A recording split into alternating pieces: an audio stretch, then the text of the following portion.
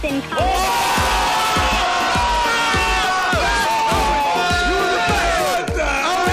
State of OH! Today.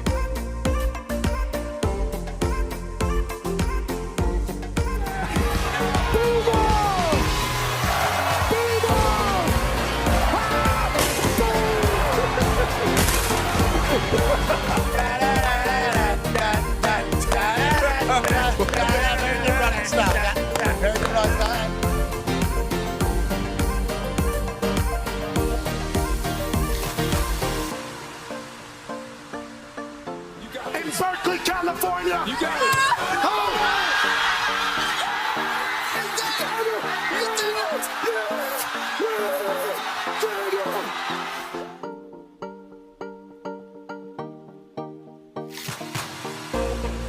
This one's for three. AJ Hawk, $5,000.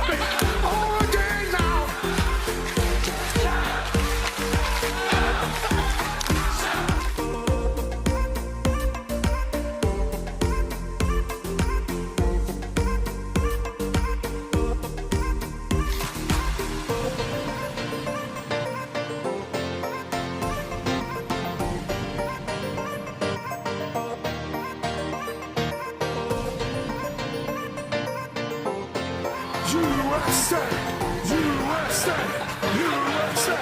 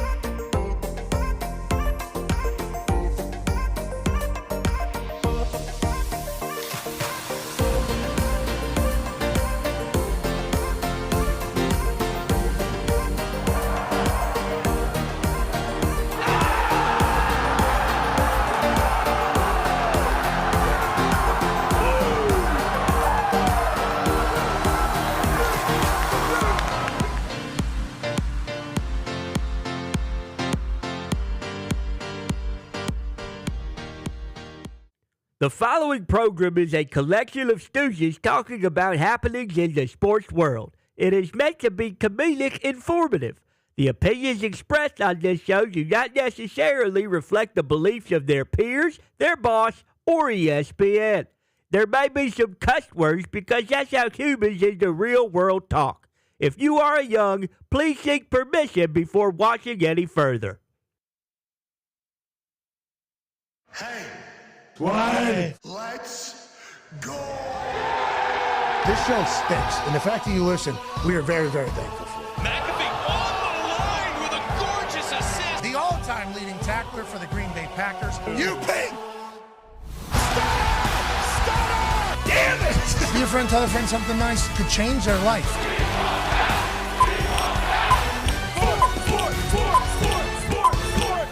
Hello, beautiful people, and welcome to our humble abode, the Thunderdome. On this Overreaction Monday, 3/16 day, this sports program begins now.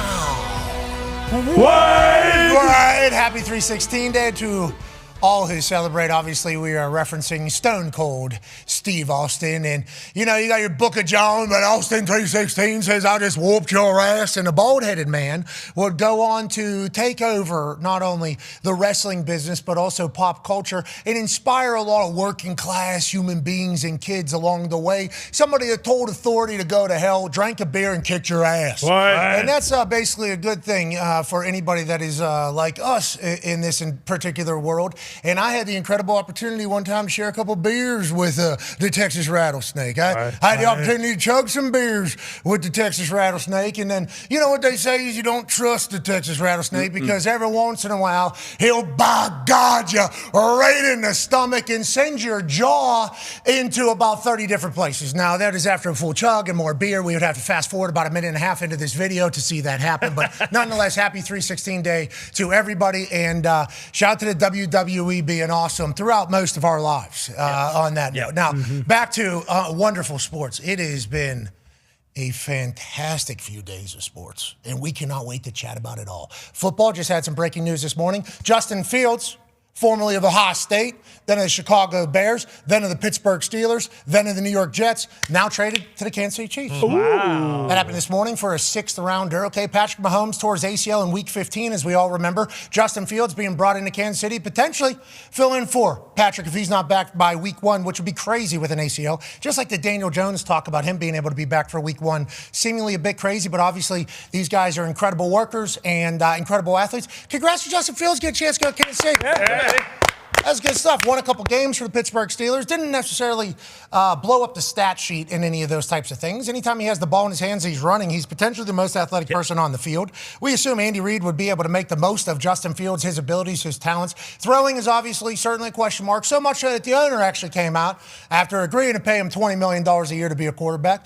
Owner came out and said, our guy can't even complete a pass. So it's not like we have Patrick Mahomes. We got a guy that can't even play quarterback. Owner said that and then had to walk that back a little bit. Justin Fields obviously continued to be an adult through the entire process, but the Jets bet on him to potentially be the guy in the meantime before they figure it out in the Aaron Glenn run, and then now they're trading him away to the Kansas City Chiefs, and I think it's good news for Justin Fields. Happy for him. Let's go to the toxic table at Boston Connor, at Ty Schmidt. Didn't expect Kansas City Chiefs to be trading for Justin Fields this morning, but here we are. No, yeah, definitely not. But, you know, hey, good for the Chiefs, good for Justin Fields. Maybe he finally gets that opportunity to be on a winning ball club. Outside of the Steelers last year, he's had a tough run in the NFL, so I'm excited for Justin Fields. And maybe they just put him at running back. One half of the hammer, Dahn, Cowboys, AP Tone is here. Tone, obviously, once Steelers quarterback, Justin Fields won some games for the black and gold. We're incredibly proud of him. He's now a member of the Chiefs, but I'll tell you, that is not going to be the main talking point of this particular day. No, it is not. This is a huge day in the sports world. Last night, obviously, magic happened. There were some brackets that were made. There's some Olympic gold medals that were won. It's a wonderful time in sports. Let's go to 9-year NFL vet, one of the smartest minds in the history of ball, Darius J. Butler. D-Butch, I see your son, Day Red. And that was a magical weekend of golf as well. It's a beautiful time to be alive as a sports fan, Darius Butler. It is. Obviously, it's off-season for us when it comes to football, but there's been a ton of great sports moments so far, all the way up from, I know we won't talk about it here, but F1 had a great weekend as well. The Oscars. I saw Brad Pitt all over that. We got some hockey going on. We got everything going. F1 this weekend? It did. Big one. Grazie. We'll see if they can continue, obviously, through it all and continue the run. But the F1 stuff is certainly tough to watch, I think, racing. But I do love the stuff around. Sure. I do love stuff around. 2 a.m. Yeah, I enjoyed A last. couple got canceled, too. What's that? A couple Grand Prix won't happen. What, they say something? Well, They got canceled? Stuff going just on. Location. Yeah. Really. Sure. Sure. Makes sense. Flag football game also. Yeah, in that particular thing. Hope that all gets Figure it out. Yeah. all of it. Figured out. Hope it all gets figured out. Now, let's figure out what the top 5 headlines are around the sports world that need to be talked about. Because there's headlines everywhere in the sports world. We wanted to give our top or favorite 5 coming out of the incredible weekend. Ladies and gentlemen, it's top 5 time. Let's go to the 5 headline in our eyes. Ladies and gentlemen, it's here. March Madness is officially here. 360 teams. buy to get into this tournament. Everybody on earth watches college basketball for a few weeks, and they decide to themselves, which team do I want to latch my bandwagon on? Which team do I want to bet on? Which team do I want to lose my money on? A bunch of 18 to 45-year-olds? I don't know what it is, but a bunch of players I've never heard of before are going to determine my fate on this particular bet or this particular evening as I ride alongside of them. Schools that you've never heard of can make a name for themselves. But can they actually? Nowadays, they're saying those lower seeds are lower seeds for a reason. Mm-hmm. And now there is automatic bids, obviously, with the conference championships from around all of college ball. There's a chance that now with NIL and transfer portal and everything that's going on at the bigger conferences, the power conferences, they might just be, this might be a different division at this point. There's been 50 times where a 12 seed has beat a 5 seed. Damn near every single year. Mm-hmm. People are saying those days might be over. Oh, come on. No. People are saying the spreads are bigger than they've ever been for some of these schools. Now, I am not a college basketball expert, but I do enjoy the hell out of March Madness. I hope the Cinderella story, the who the hell are they university going on a run never stops, but I do appreciate the hell out of what Hoops provides us, which is incredible environments and obviously incredible stories, magical moments. This past weekend during conference championships, there was 3 lead changes in the final 8 seconds. I mean, that was just in one game. In another game, there's a Hail Mary. In another game, there's a blind shot from out of bounds that's fallen in there. March is magical. March is madness. And we'll actually have Coach K joining us throughout the entirety of this year's March Madness to legitimize our shit. Nice. Mm-hmm. Okay. So we'll ask him the questions that need to be asked. Cannot wait for him to chit-chat and guide us through this particular March Madness. He'll be joining us at 1:05 today. Then I believe he'll be with us later this week and then next week a couple times and then through it all. Hell yeah. So we're going to have a nice little run here with the greatest of all time. Man, has 1,202 wins, most in the history of college hoops. 5-time national champion. Cannot wait to talk to him. But Con Man, obviously, March Madness brings a lot of gambling. And you used to have a little gambling theory through March Madness that kind of carried you, and now you're going to have to evolve a little bit, it sounds like. Yeah, for sure. I definitely didn't invent it, but I kind of did adopt it. It was just blindly betting every single underdog money line. I don't think you can do that anymore. To your point, I think it's probably smarter to bet on the spreads rather than the actual money line of these underdogs. Yeah, because some of these plus 1,100 teams were hitting, and that would make up for obviously 13 other losses in this entire thing. Exactly. UMBC being a 16 seed and beating Virginia. We probably aren't going to see too many of that. But some of the other ones you mentioned, like Queens, that school that's playing Purdue out of Charlotte, they're joining Elon next year. They actually won't be a school next year because they're only about, I think that entire gym is every single student that goes to that school because it's only about 1,500 or 1,800 kids. But those stories are cool. I also think a kind of thing to look towards is the players who start at high schools that end up going to lower schools. That kid from Penn, TJ Power, who was one of the kids who hit a buzzer beater yesterday. Yeah, he had 44 points, 14 rebounds. He hit a buzzer beater to sending it to OT. Power. They end up going on to win. Like, there will still be those stories. And, yeah, this play right here is unbelievable. I mean, you're talking about someone who 3 seed going up against Yale. Oh, my goodness. Splish, splash. Nothing but net. And look at that, too. That's only their 18th win of the entire season. We're talking that about almost fell. Yeah, Yale had a chance, but then they kind of pulled away there in the overtime. But that is March Madness, baby. We might see one of those long kind of half-court shots to win it fall, and that's why it's so exciting. But they're saying college hoops way better than the NBA right now. That's what they're saying? Yeah, I definitely agree. March Madness is hard to compete with, but I love the NBA playoffs. But March Madness, especially, going to a blue blood. I know the underdogs and Cinderellas. It's always great stories. Are they okay? Year in a year. That's a good They lost by 20. That's a good question. They lost by 20. St. John's put it on us. I think we'll bounce back. Darren Hurley will have the boys ready. But it's stacked, especially at the top with some big-time players. Obviously, Boozer and that stacked squad at Duke. Michigan, they're stacked. And obviously, UConn. I think they will bounce back. They will fight.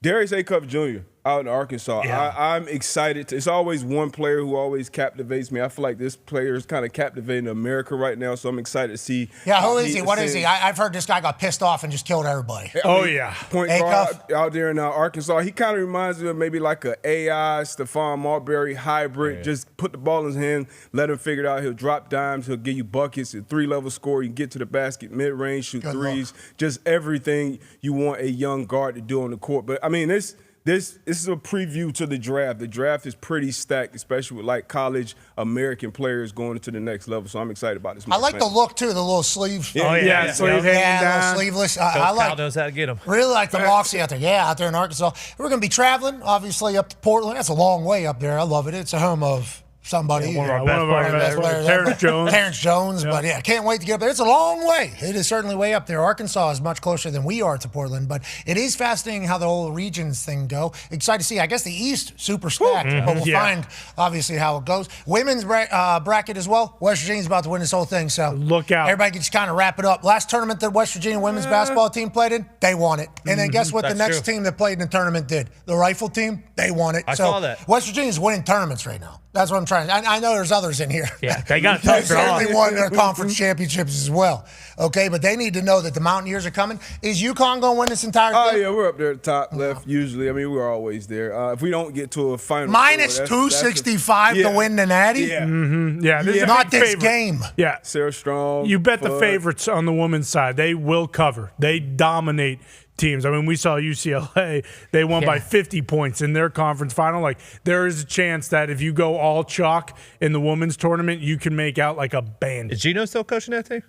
Oh, yeah. Absolutely. Godfather's still there. Oh, you crooks. Where are Get comfortable because you're probably going to be seeing her around two. Hate to be upset before UConn gets to the Sweet 16. You're about to Smart. get cooked by honey crows. This is Walking, smart. talking bucket and shrimp. Yeah. Oh, it is right Oh, Be buddy. ready. All right, let's go to number 4 headline coming out of the weekend in our eyes. Ladies and gentlemen, meat on meat. What? Yeah. Yeah. Matt Madness. Okay, this is college wrestling. That's right. And you think to yourself, hey, why do you do it at the exact same time as March Madness? Can we not just do another week when it would be strictly college wrestling? And then they all say back to me, hey, literally 90% of us can just beat the shit out of you, okay? So why don't you just shut up and just go ahead and enjoy what we got? And I say, you got it. You've been paying attention to this for more part of your life than I have. But what I do know, this is electrifying. Okay, this is a sport that is obviously a lot of toughness and obviously a lot of grit and courage and having to go dig deep down and go one-on-one and out-body somebody. So the amount of things that you need to have to be a great wrestler are obviously very admirable, but it becomes an electrifying environment. It becomes like Gladiator the way they treat this Matt Madness. Now, Penn State, hey, can't even bet on them. You cannot bet on them. You can't even bet on these guys. What? They're too good. Not even available. Look, without Penn State. Winner without Penn Just State. get to the final. What was it, 13 out of 15? Yeah, if they win this year, that would be their 5th in a row and 13 out of 15. That's crazy. Yeah, they're unstoppable. You go to Penn State, you're better at wrestling than everybody else. That's just kind of how it works. Their coach, Cale Sanderson, I think he was like this in college too. I think he Undefeated. went undefeated in college, won the whole thing. Then he became a coach, I think, at Iowa State. Yep. And then Penn State said, hey, excuse me, we're going to need that over here. And he just went undefeated, just hasn't lost this guy. This guy just has not lost. Gold medalist, too. Yeah, so Legend. So now it's basically, from my viewpoint, it's everybody versus Penn State. Kind of like if you get anybody that gets them, congratulations. So it becomes like a very incredible atmosphere. The sport of wrestling, we're from Western Pennsylvania, Pittsburgh. Obviously, there's a lot of wrestling there. There was a time where they're trying to eliminate it. Yeah. There was a time where they were trying to eliminate wrestling, and it's like, I think we'd be doing the world a disservice. These wrestlers are dogs. These wrestlers are absolute beasts, and we get a chance to see it in an electrifying environment. I wish there would be a time strictly for them, but it's not bad if there's a couple duds playing and put on Matt Madness. That's where I stumbled upon it a few years back. Yeah, no matter what, if you turn it on, you will be entertained. Another thing with this team, I saw it was 7 of the 10 1 seeds in the individual tournament. They are on Penn State. So they have 7 of the 10 weight classes basically just locked out. And I'm assuming, how many of them are probably 2 seeds? Yeah, several. Yeah, all of their guys will be ranked. And I think, and as evidence why you can't bet on them, it's like, hey, they're going to win. It's Can't kind of a bet on formality. them. That's insane. Yeah, that has to be the most dominant in history. Can't even bet on them. Yeah, sorry. Sportsbooks trying to profit off of people betting on things. So they give terrible odds to you. So that if you do bet on minus 1,100 and Italy beats USA, that's obviously a ha, okay? Can't even get a number big enough for them to be like, nope, not even rolling the dice. Isn't that crazy? That's crazy. That is crazy to think about. Okay, let's go to number 3 headline, shall we? The Players' Championship. Some consider it the 5th major. Obviously kicks off the PGA season in a big way for a lot of folks. Everybody's playing in it. And Cam Young, clutch in the chaos, becomes the Players' Champion. This guy, in the biggest moments, just clear-minded, free thought. 17th hole is basically, good luck from all of golf. Following what 16 is, which is a very difficult hole. And then the 18th hole was actually the worst hole or the hardest hole on the course. So 17, obviously, 13, 12, minus 13, minus 12 right there. You're behind. You put one in the water, this is over, bub. You're not winning this thing. You slide down that board quicker than Oberg. Oberg had a tough Sunday. But Cam Young, instead, the complete opposite. This guy was the PGA Rookie of the Year in 2022, out of New York, hit the ball 374 yards. Crazy. On the 18th hole, drawing it over water perfectly. The longest drive recorded in the history of hole 18 at TPC Sawgrass. You're talking about standing over that ball and not having, oh no, I hope I don't blow, like we've seen some golfers have before, or tighten it up and guide it. Instead, greatest drive in the history of the course. What a stone cold killer this guy is. I believe we'll be talking to him tomorrow. Hell yeah. What a win. And shout out to golf being all the way back. And shout out to Scotty just being alive on a Sunday. Because I'm going to be honest, when I saw Scotty going to work there late, and I thought he was going to maybe eagle 16, and hole in one on 17, and I thought maybe he was going to claw back into this thing. It just gave me a little bit of hope. But then watching what Cam did all day, it was magical. It's like golf season's back is what it felt like. Yeah, golf is awesome. It's so dope hearing all these guys' different stories. His dad has been his only coach, and his swing, like that pause that he has to swing, his tempo. And then before 18, like 17, you mentioned on that Island Green, Fitzpatrick, he went, right middle of the green, playing it kind of safe. He was hot as well. They were matched up together. And then he goes, just throws a dot right at it, takes the birdie to get the lead, and then what he did on 18 to finish it out. It was just unbelievable. This entire Sunday, I know Oberg with his fall from the top, and he kind of handled it well with his post game. That was tough because he seems like one of those guys that's going to be a number one player for a long time. He has all the attributes, but he just couldn't get it done. And just hearing these guys like the USA chants down the stretch, it kind of had some Ryder Cup vibes with Fitzpatrick. It's an unbelievable environment. And his post game too. When it was post match comments about, hey, I'm gonna give it here and hit the greatest shot of my life, and he did. That was unbelievable. Yeah, so Pat talked about him being Rookie of the Year in 2022. He had 2 top 5s in the majors that season, and then he won. And then I feel like he picked up a lot of steam at the Ryder Cup because he was the only American who won every one of his matches. He was awesome. He was so clutch. And then for him to do this weekend, he's picked up a ton of fans. He is awesome. He always looks super cool. Yep. He has the sweet MLB patch on him. He bombs the ball. Yes, the beard, the hair. Like, Cam Young is going to be a fan favorite for years to come here. Yeah, the beard is certainly fantastic, and he looks pretty chiseled. Yeah. He also looks chill. Yeah.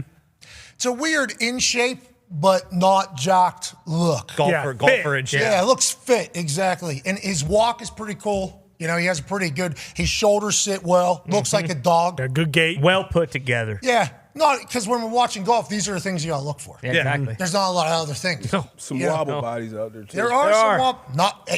We'll get to it in a second. Especially on a playing day like partner. this when it's super windy, too. And it's The shirts. Yeah, it's Bobby got McIntyre looked great, okay? I don't know. Both I of you saw guys. a belly button, and this happens to me. Oh, That yeah, nylon, the donut that If hole. your belly button's growing Yeah. because your belly's getting big and that thing's spread out across there, it's going to look like the hole of a volcano is in your stomach, and that's not good, especially with camera. 8K. Yeah. We got 8K. There they can see. I don't know what that means, but I know it's 8,000. 8,000. 8,000 frames. But it is. And that was a change for me whenever we started really going into 4K, and for the culture, just wearing white Spanx. Yeah, that was certainly something as the holidays came through and everything was taking place. It's like, man, they got really good cameras these days. Yeah, you're fucking fat, dude. Some of these golfers don't care. No. At all. I saw a picture. He just lives in it. Tugboat, I'd like to apologize. Wow. Tugboat, I did not know you're. I don't even know. I don't know how we got here, but I appreciate you, Tugboat, living your life. And you're a menace on the mound, dude. Yeah, probably. Tugboat's a star.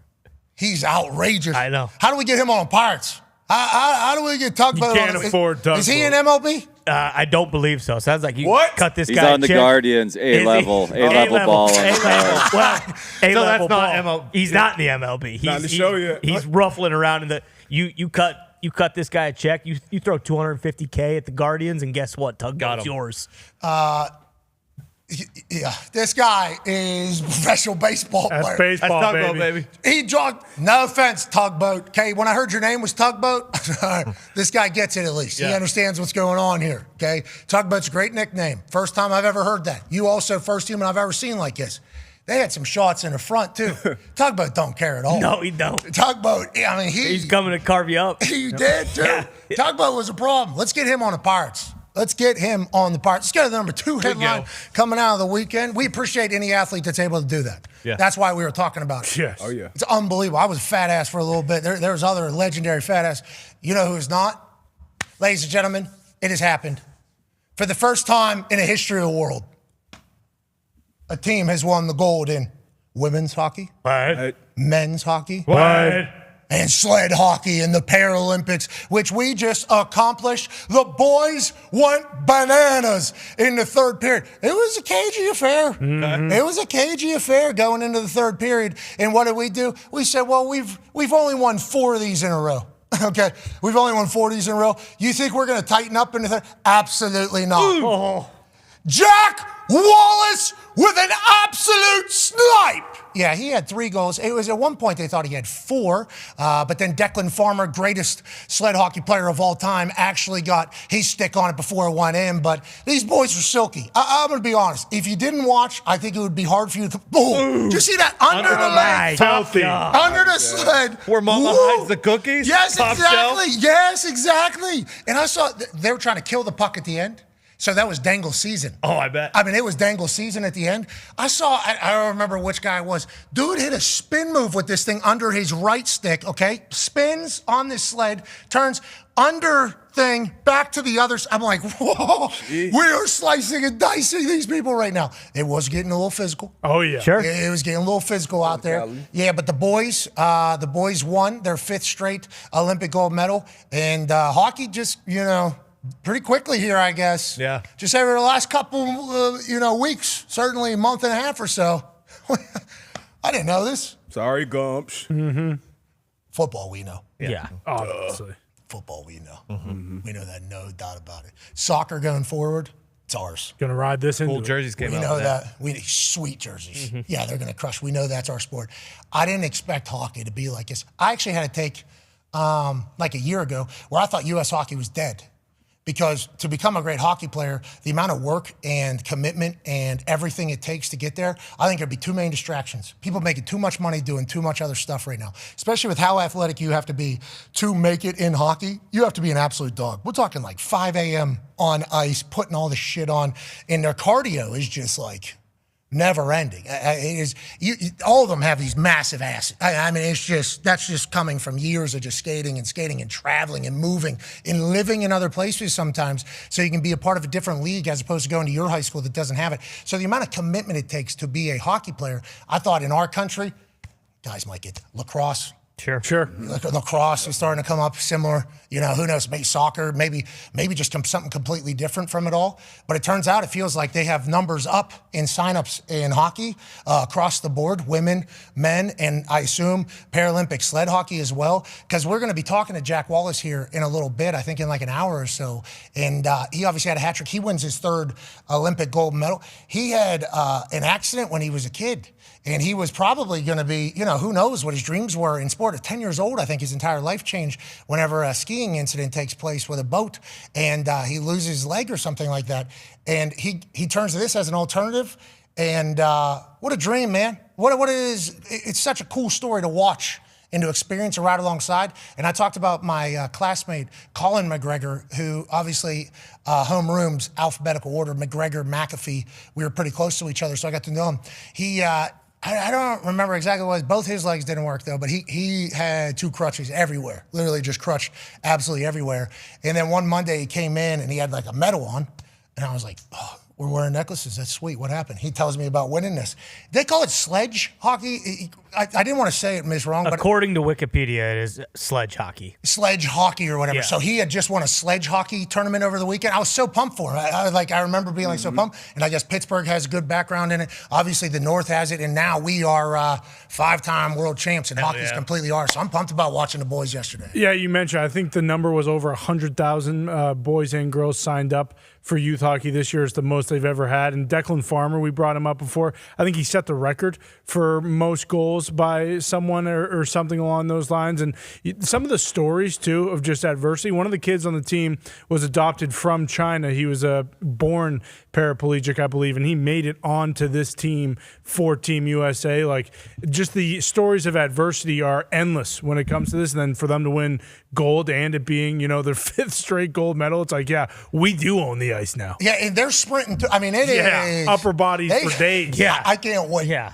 The questions we are going to ask to Jack Wallace, they will not be the normal questions to Jack Wallace, but I would like to know about what we are. How many dips can you do? So this shit's outrageous. They're doing this to skate. Yeah. They're going 20 miles an hour, I looked it up. Flying. 20 miles an hour. It's nuts. And then they're turning sideways, hitting board, and it's like, geez. Yeah, they're hitting each other, too. They're thumping it. Yeah, it was a cool thing to watch, and hopefully the numbers will come back, and it'll say a lot of people watch. And then speaking of a lot of people watching, we assume last night's number is going to be outrageous, just like the rest have been for the World Baseball Classic. Sorry about it. Sorry about it. Not really, but sorry about it. Team USA, shikes, down in the Dominican Republic. Now, Paul Skeens came out and did Paul Skeens stuff. We're talking 1, 2, 3 first inning. How you doing? Greatest hitters in the history, huh? Hi. How do you like me now? Go ahead and move on. Showed up in a suit. Yeah, Showed up in a suit with an American flag stitched in the back. Baby. I mean, he was completely locked in. And as the entire internet was saying, yes, he's a member of the Pittsburgh Pirates. So, yes, this is certainly the biggest game he's ever played in as a professional baseball player. And probably will be for some time unless Skeens can get some of the boys on the team. The defensive stalwart by the Team USA boys were absolutely outrageous for this man.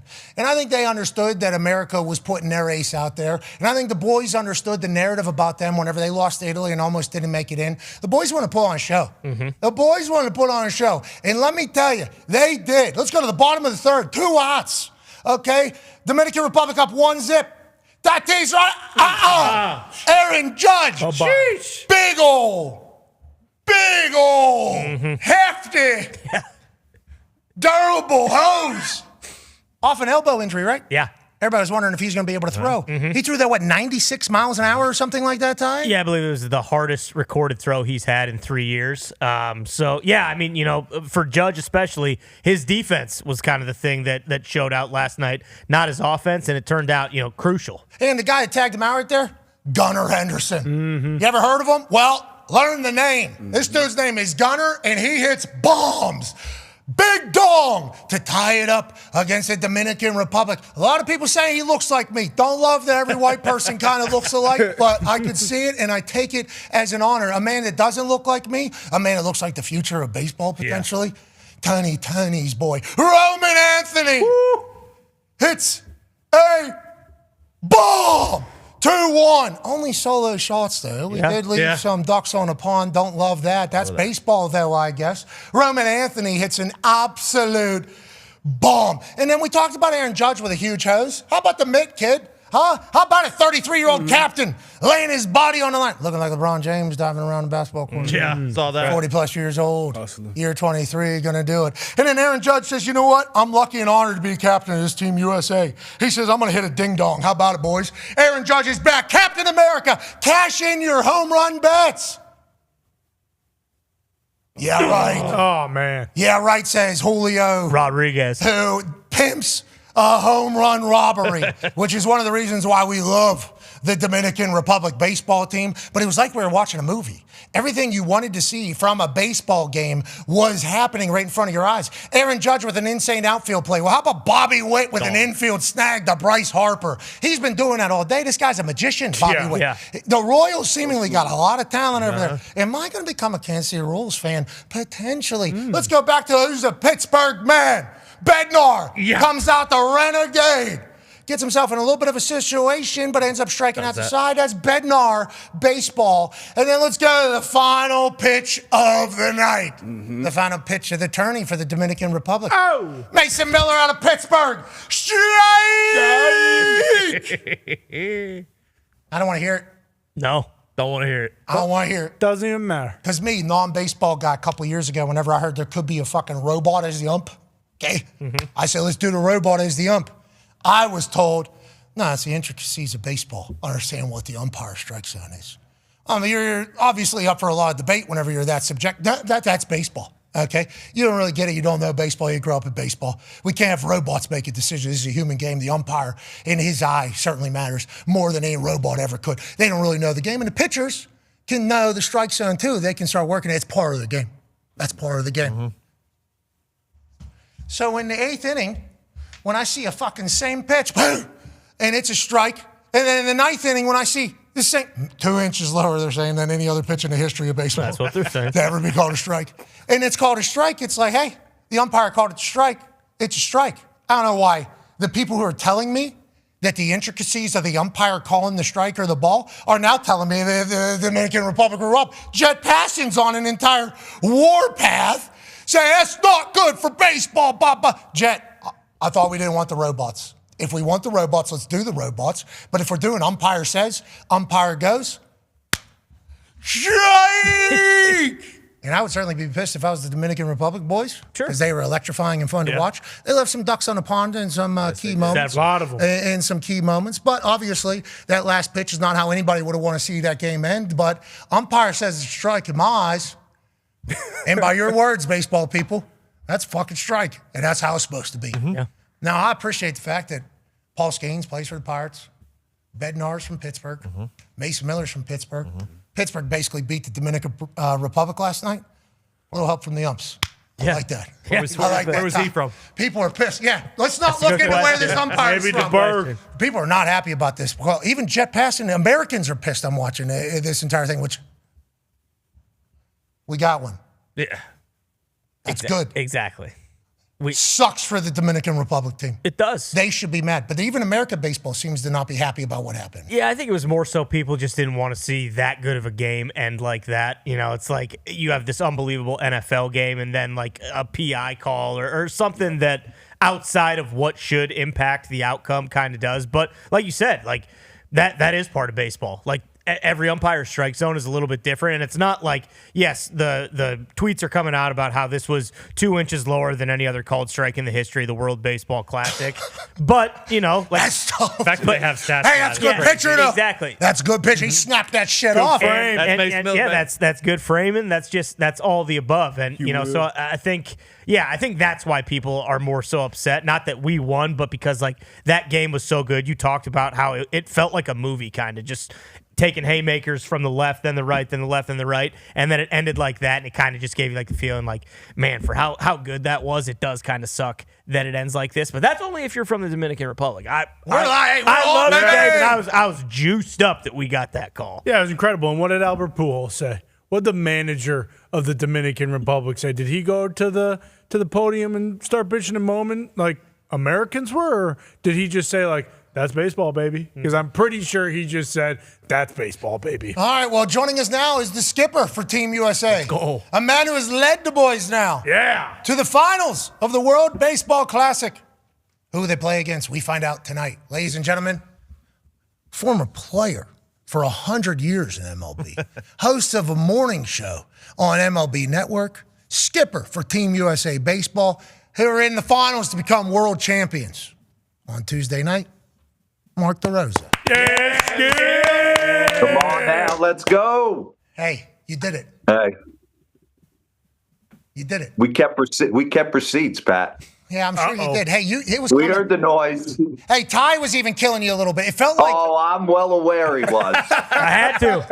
Hey, what was the first thing I said this morning when I came in? Yeah, he said, hey, D-Row deserves some credit for some of the shit he did last night. So let's get to that, D-Row. It got loud, obviously. You know that. You heard that. You had to have. You're even being asked about it while you're in there. I think you said, I don't view an A team and a B team. All these guys are my guys. Like, I picked these guys. These are all studs.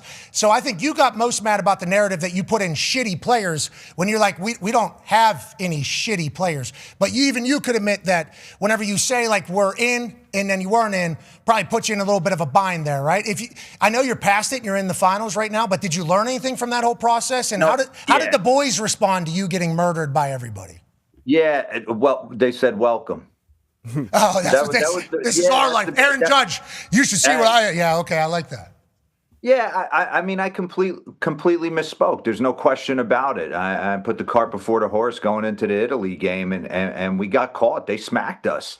But we moved past it. The guys came together. They rallied. We had a tough game against Canada. And then anyone who was in the building last night, I mean, man, I was fortunate to play in a lot of postseason games and be a part of the 2010 San Francisco Giants when they went to the World Series. Man, this had like World Series vibes in the room. Honestly, as I had the best seat in the house, and Dominicans rolling their lineup up, and I'm like, good God. Yeah, like, I was there's as well. Stars everywhere. Yeah, I was as well, especially because Skeens is pitching, so I'm hoping Be that. a badass or what?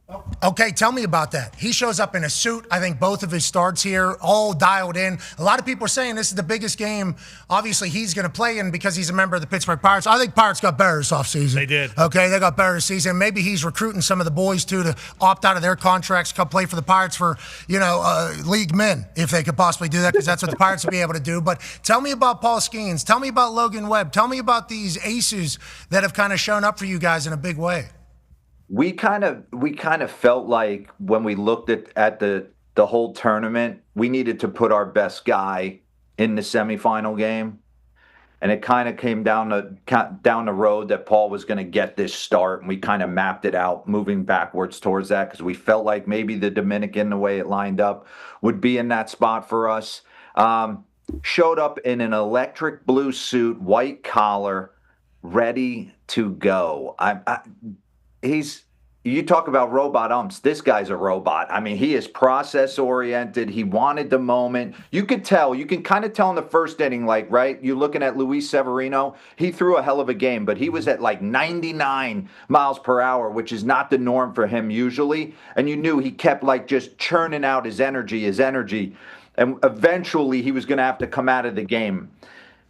Paul was dialed in from pitch one. He wasn't overthrowing. He was making pitches. The pitch Junior Caminero hit out. I mean, tip of the cap to him. That's a sweeper up and away. I don't know how he's able to get around that ball and hit it 400 feet, but yeah, right man, right time, and then our bullpen was just surgical. Okay, so let's talk about that surgical bullpen because I think that's a lot of decisions being made by the dumbass DeRosa that everybody was saying. Go ahead, Ty. Yeah, Skip. I did give it to you a little bit after the loss because the expectations were so high. But then I told these guys first thing when I came in this morning, I said, hey, you know who deserves a hell of a lot of credit and a lot of flowers today is DeRosa, because what you did, was that always the pitching plan? I mean, bringing Tyler Rogers in there after Skeens and inducing the double play from Soto, but why is that a good move though, Ty? Well, yeah, that's what I was just saying. These guys, I don't know how much of it, with like Skeens' arm slot, and then you bring in Rogers, who's scraping his knuckles off the dirt. Like, obviously a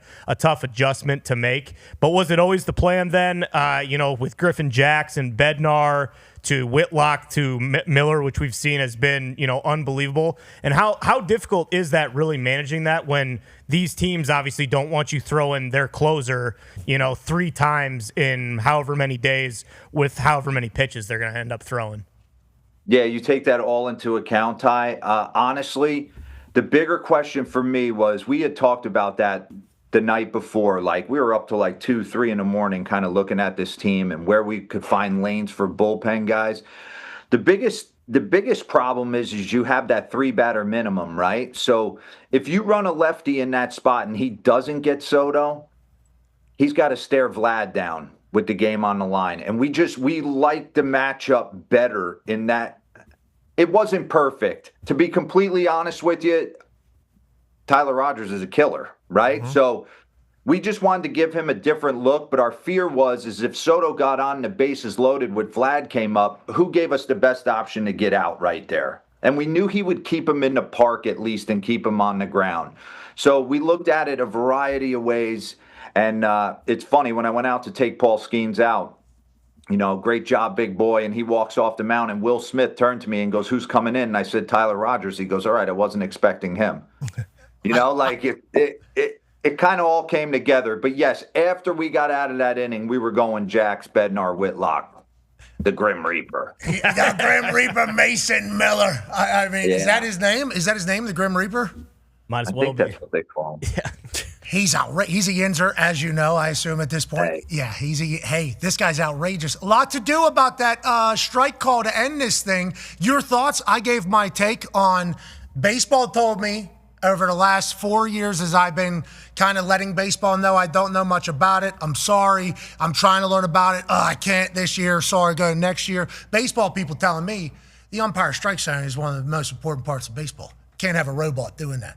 It's like, well, we'll do the challenge, but we can't have a robot calling balls and strikes, even though it's clear as day right there in front of our faces. And it's basically something that a robot could figure out at this stage of technology if we really wanted to implement it. We can get a tennis ball down to an eighth of a centimeter on what it is on the side. It's like they could definitely figure out what a strike is or a ball is, but working the strike zone is a big deal. Your thoughts on it all? Mason Miller as a pitcher, first of all, and then your thoughts on how it ended and baseball's kind of relationship with the strike zone, I guess, is more so the conversation.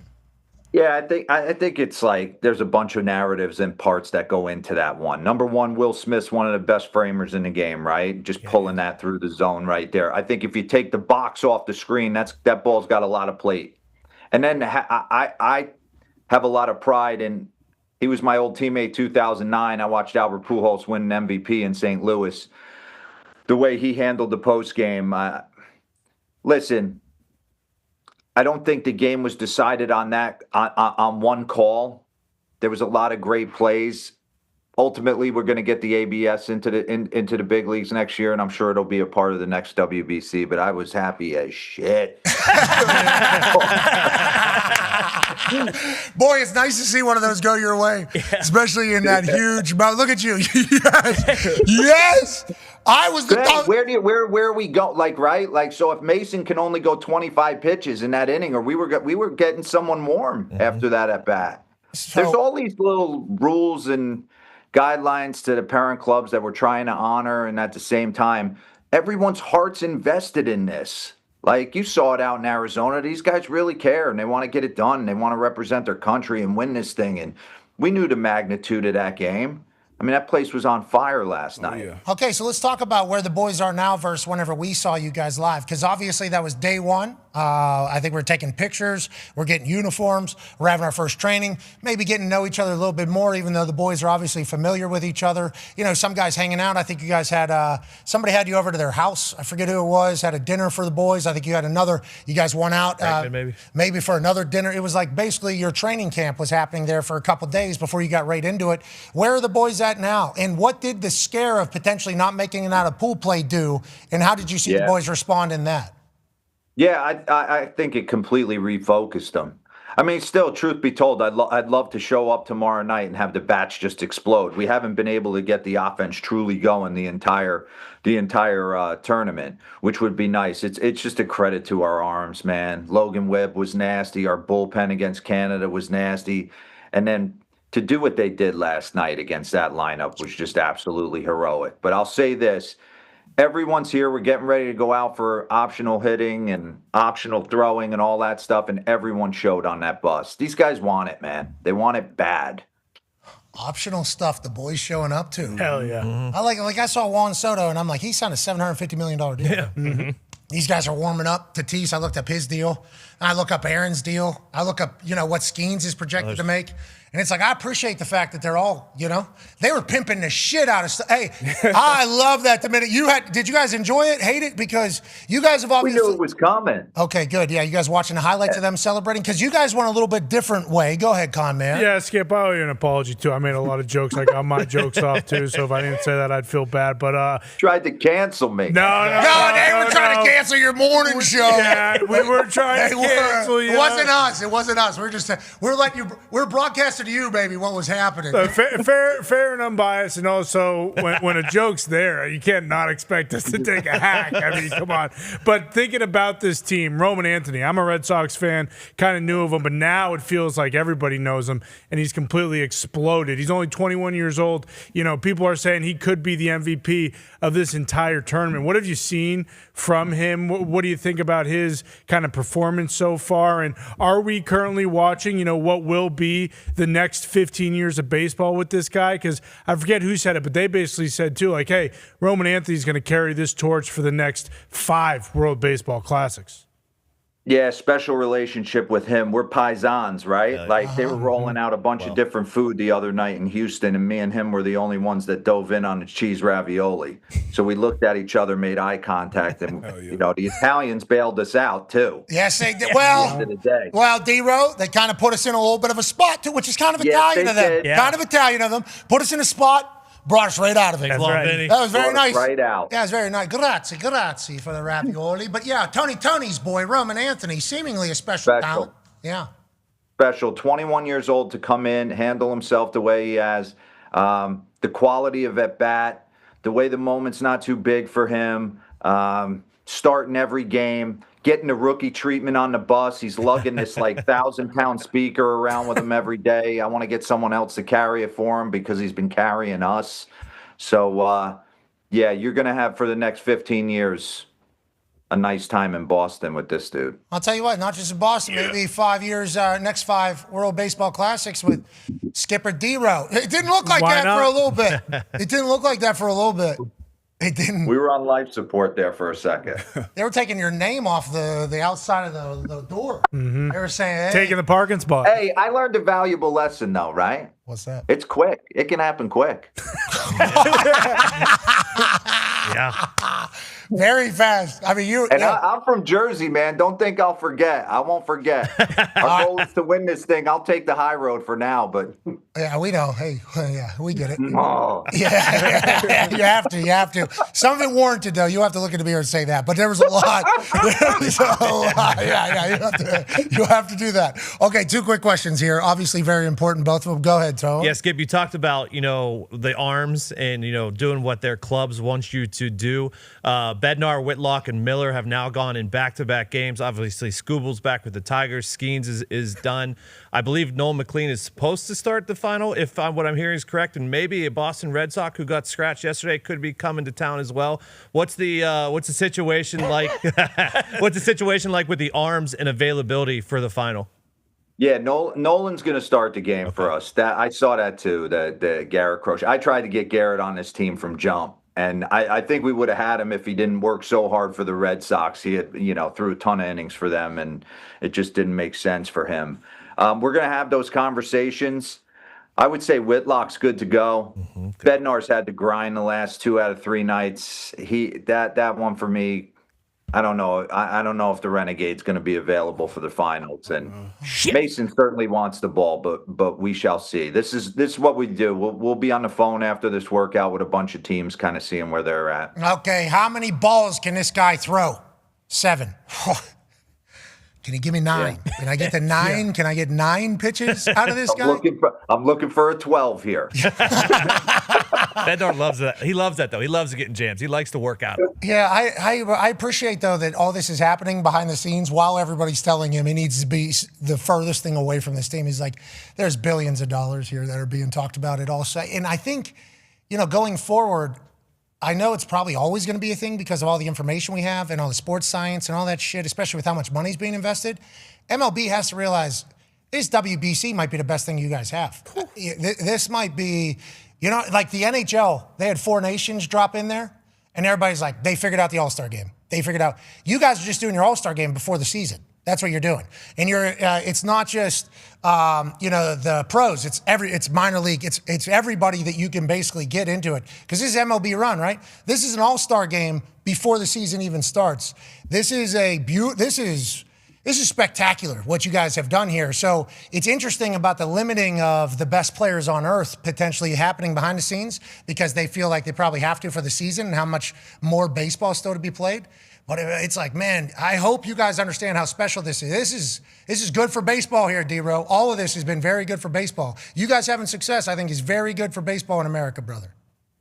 No, I appreciate that. It's funny. I was looking at the lineup card last night before we walked out and just looking at, that's the greatest collection of talent you'll ever see on a field at one time. Trying to win. Yeah, getting after it. I think eventually, Pat, this thing gets moved to the middle of the season, and you're getting guys at their best, right? Like all arms would be all the guys want to do it, and for whatever reason in their place in their career, whether they've been paid or not paid, or agents or clubs, or I just think it gets, it gets tough for some guys to make the decision to be willing to put your heart in it, because once you get in the room, it becomes the most important thing to you, and it's hard to turn it off. So yeah, I think for the betterment of the health of the players and the growth of the game, at some point this needs to go to the middle of the season. Last note here, last question, because it all ties to this guy.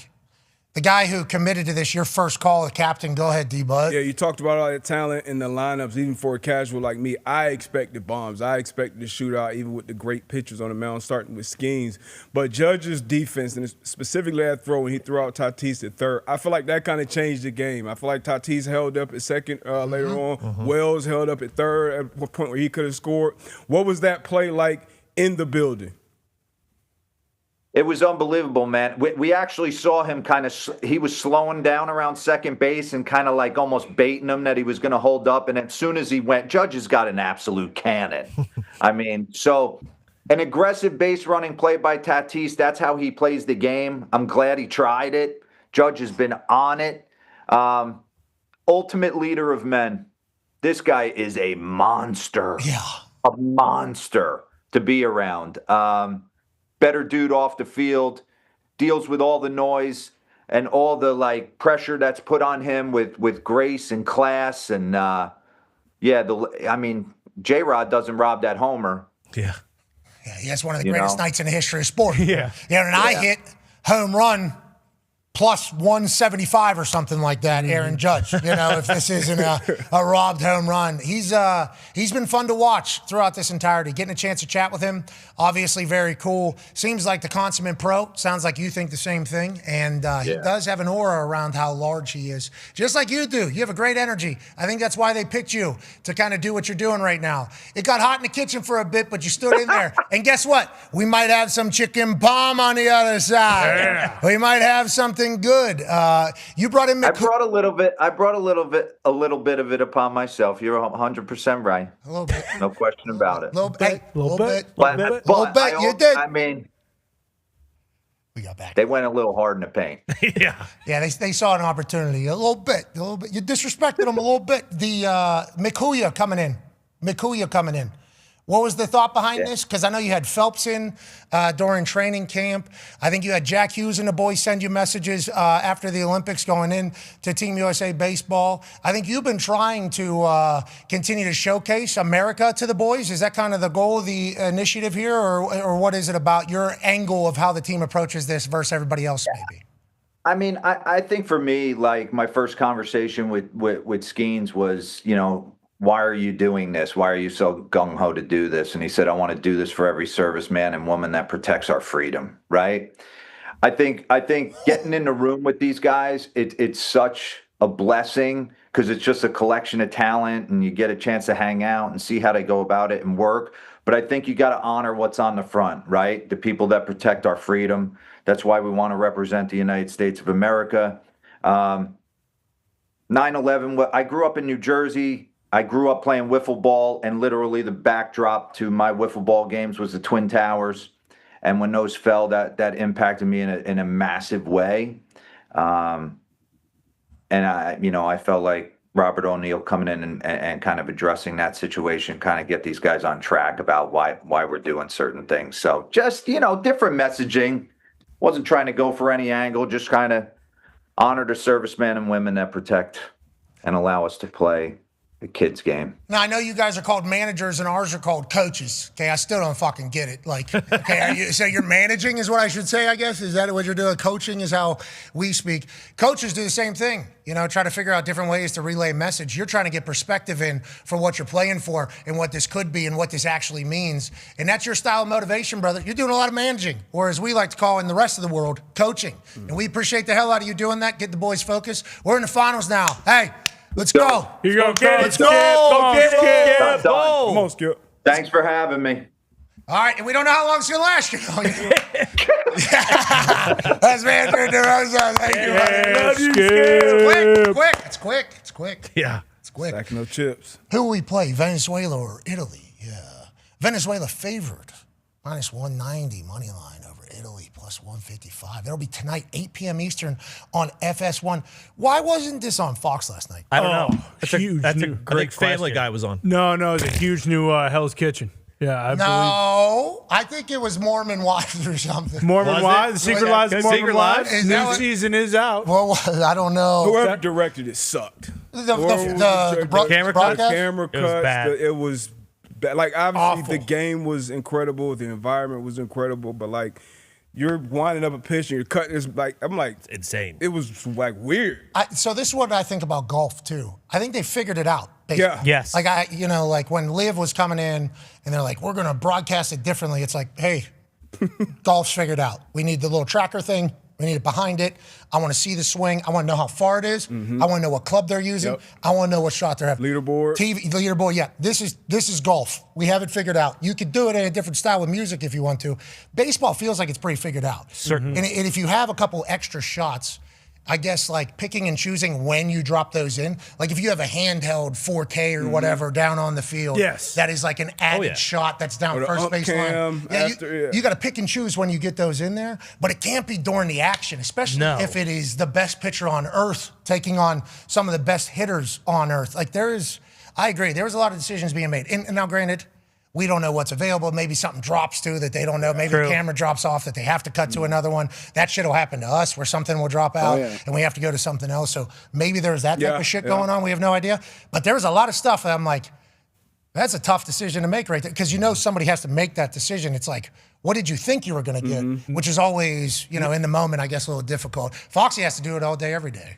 Foxy has to do it like, just 3 hours a day. Keep the main thing. Well, and that's they were missing pitches on like 1-2 counts where it would go Strikeout. back. Yeah, exactly. And it's like, what do we do? Whatever you're talking about was not more important than showing, this pitch. Like it just. We know it's not easy. Exactly. We know there's a lot of stuff that goes into it, but like if you capture it, you got it. Right. That's the main thing. So kind of easy. Clean it up by tomorrow. Yeah, because then you can tighten the shit up later. You know what I mean? And yeah, we need to make sure we have it on frame. Just show the game, damn it. Good. It's not rocket science. Stop running the replay while the guy's winding up the pitch. So I think they were trying to keep action during down times. Like, hey, here's something awesome that just happened as we wait for something awesome. I think they were trying to get the ADHD people. And in doing so, I missed the windup. The guy did the thing. It pissed the ADHD people off. Yeah, exactly. I didn't see it. Yeah. Hour 2, be on the other side. We got AJ Hawk and Coach K. What? Krzyzewskiville's coming to town. Hell yeah. See you then.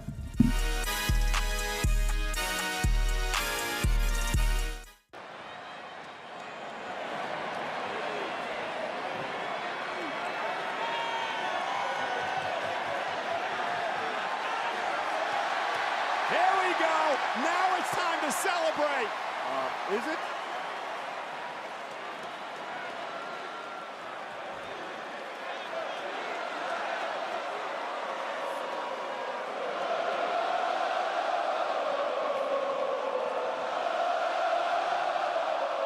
What a moment. Can you imagine?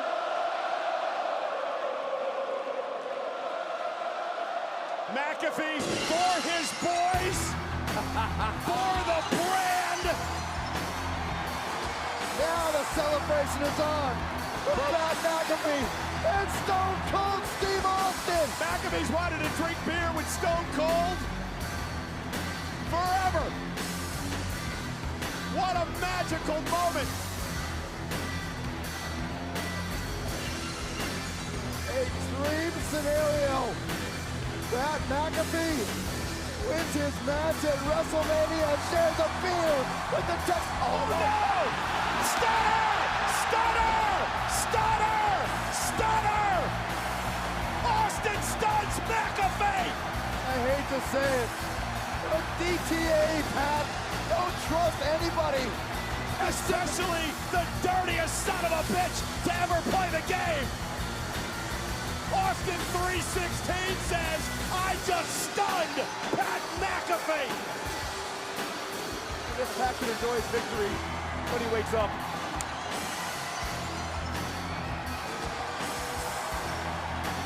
The celebration belongs now to the Texas Rattlesnake, Stone Cold Steve Austin.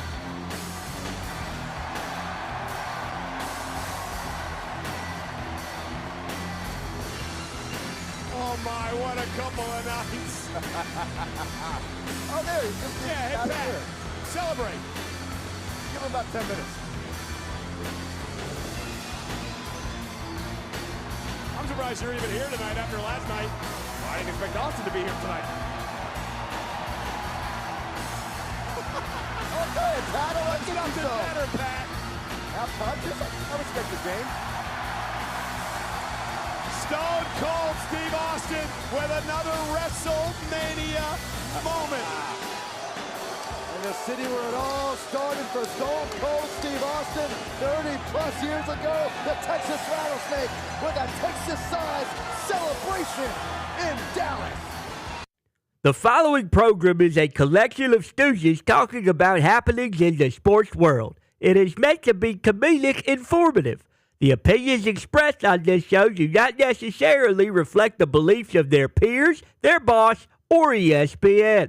There may be some cuss words because that's how humans in the real world talk. If you are young, please seek permission before watching any further.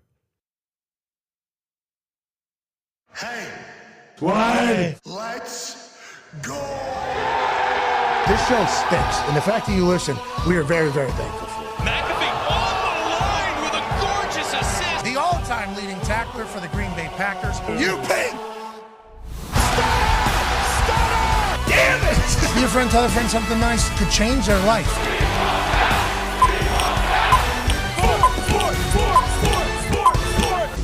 Hello, beautiful people, and welcome back to our humble abode, the Thunderdome. On this Overreaction Monday, 3/16/2026, hour 2 of the program begins now. What? Yeah, that's right, it's 3/16 day. Shout out to Stone Cold Steve Austin, the man who inspired all of us to go kick somebody's ass. What? Sports are incredible. We're lucky to talk about all of them. We did the top 5 last hour. Talked to Team USA skip, Mark DeRosa. That was a great conversation. Had a good time there. Obviously, fresh off a massive win over the Dominican Republic last night as the Team USA baseball heads into the World Championship. Who will they play? We find out tonight when Venezuela takes on Italy at 8 p.m. on Fox Sports 1. Vinny Pasquantino, who since our conversation has signed a deal with Starbucks. Yeah. Okay. Smart. Yeah, absolutely. He's a man who's obviously leading Team Italia in a legendary run here. I don't think a lot of people expected. And then Salvador Perez and the Venezuelans are favored in this highly exciting matchup. I don't know who's pitching for who. Aaron Nola for Team Italy. He went 5 scoreless against Mexico. Plays for the Phillies. Good ball player. Okay, and who's pitching for Venezuela? Was it Keimer Montero. Yeah, Keimer Montero. He plays for the Tigers. He has been up in the bigs a little bit, but he's currently in AAA for the Tigers. That's the Talks Table at Boss Connor and Ty Schmidt. One half of the Hammer, Dahn. Cowboys AP Tone is here. 9-year NFL vet. Wearing a clean 4 to 5 figure Sunday red hoodie. Darius J. Butler is here. Is that the newest? That's got to be the newest release. It is a pretty recent release, yeah. It is. Got Gold. right Have you seen that? Wait, what? What's I mean, feel that. Is it like Lulu? No, it's not as soft as Lou. It's close, though. Good, man. But just put a little more color on what you're talking about as far as the pitchers. I think Venezuela probably has a better bullpen. I would have to probably give that edge. Maybe the better lineup as well. Yep. What do you think? No, yeah, I think that would be. I think that'd be 100% accurate. I think it sounds like someone who's been doing their research. Oh, it's a big one tonight. Hello, this is baseball. It's Darius J. Butler. D-Bats. Joining us live, D-Bats. We're talking D-Butt. Joining us live from Manatee, Ohio. He's a college football national champion, Super Bowl champion, Ryder Cup winner, and a knower of all things wrestling. We found out this morning. AJ Hawk. Hawker, what up, dude? What's going on? Actually, D-Butt, I have some of my own Sunday red that came in over the weekend, so I wish I would have worn it today. I will make sure to wear it sometime this week. I didn't know we're all getting influenced into golf's affliction stuff.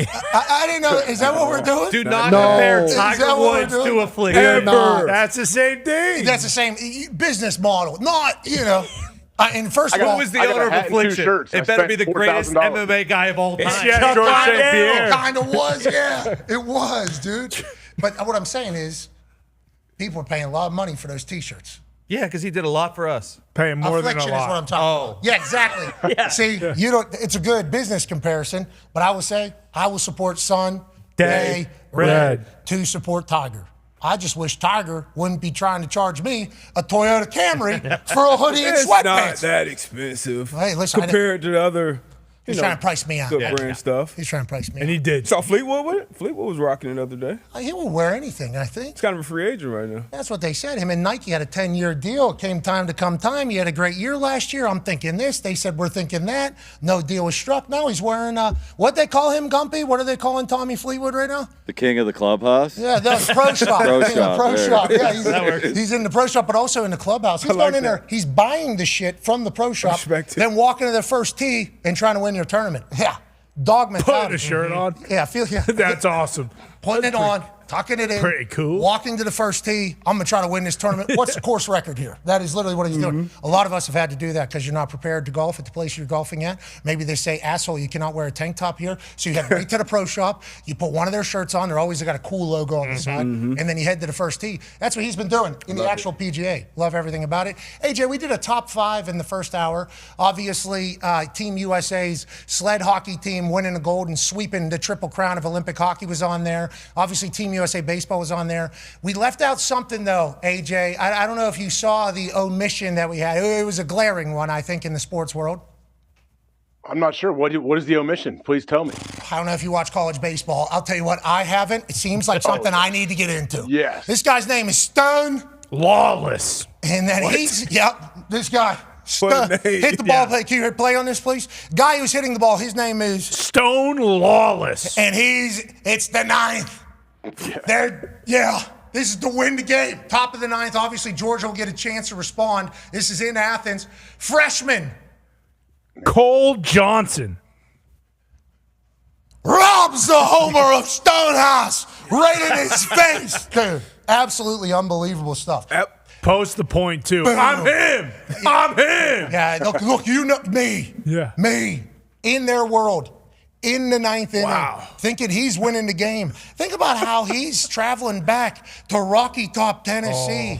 I just hit a dong in the 9th to beat the Dogs. Hell yeah, he's go Dogs. I'm go long, bitch. Bombs away in the 9th inning. I saw the Dominican Republic doing this the other day. Let me spike this bat as hard as I possibly can. Let me tell the boys, everything I say, I'm bot. And then before you can even make it to first base, fucking freshmen's out there robbing your ass.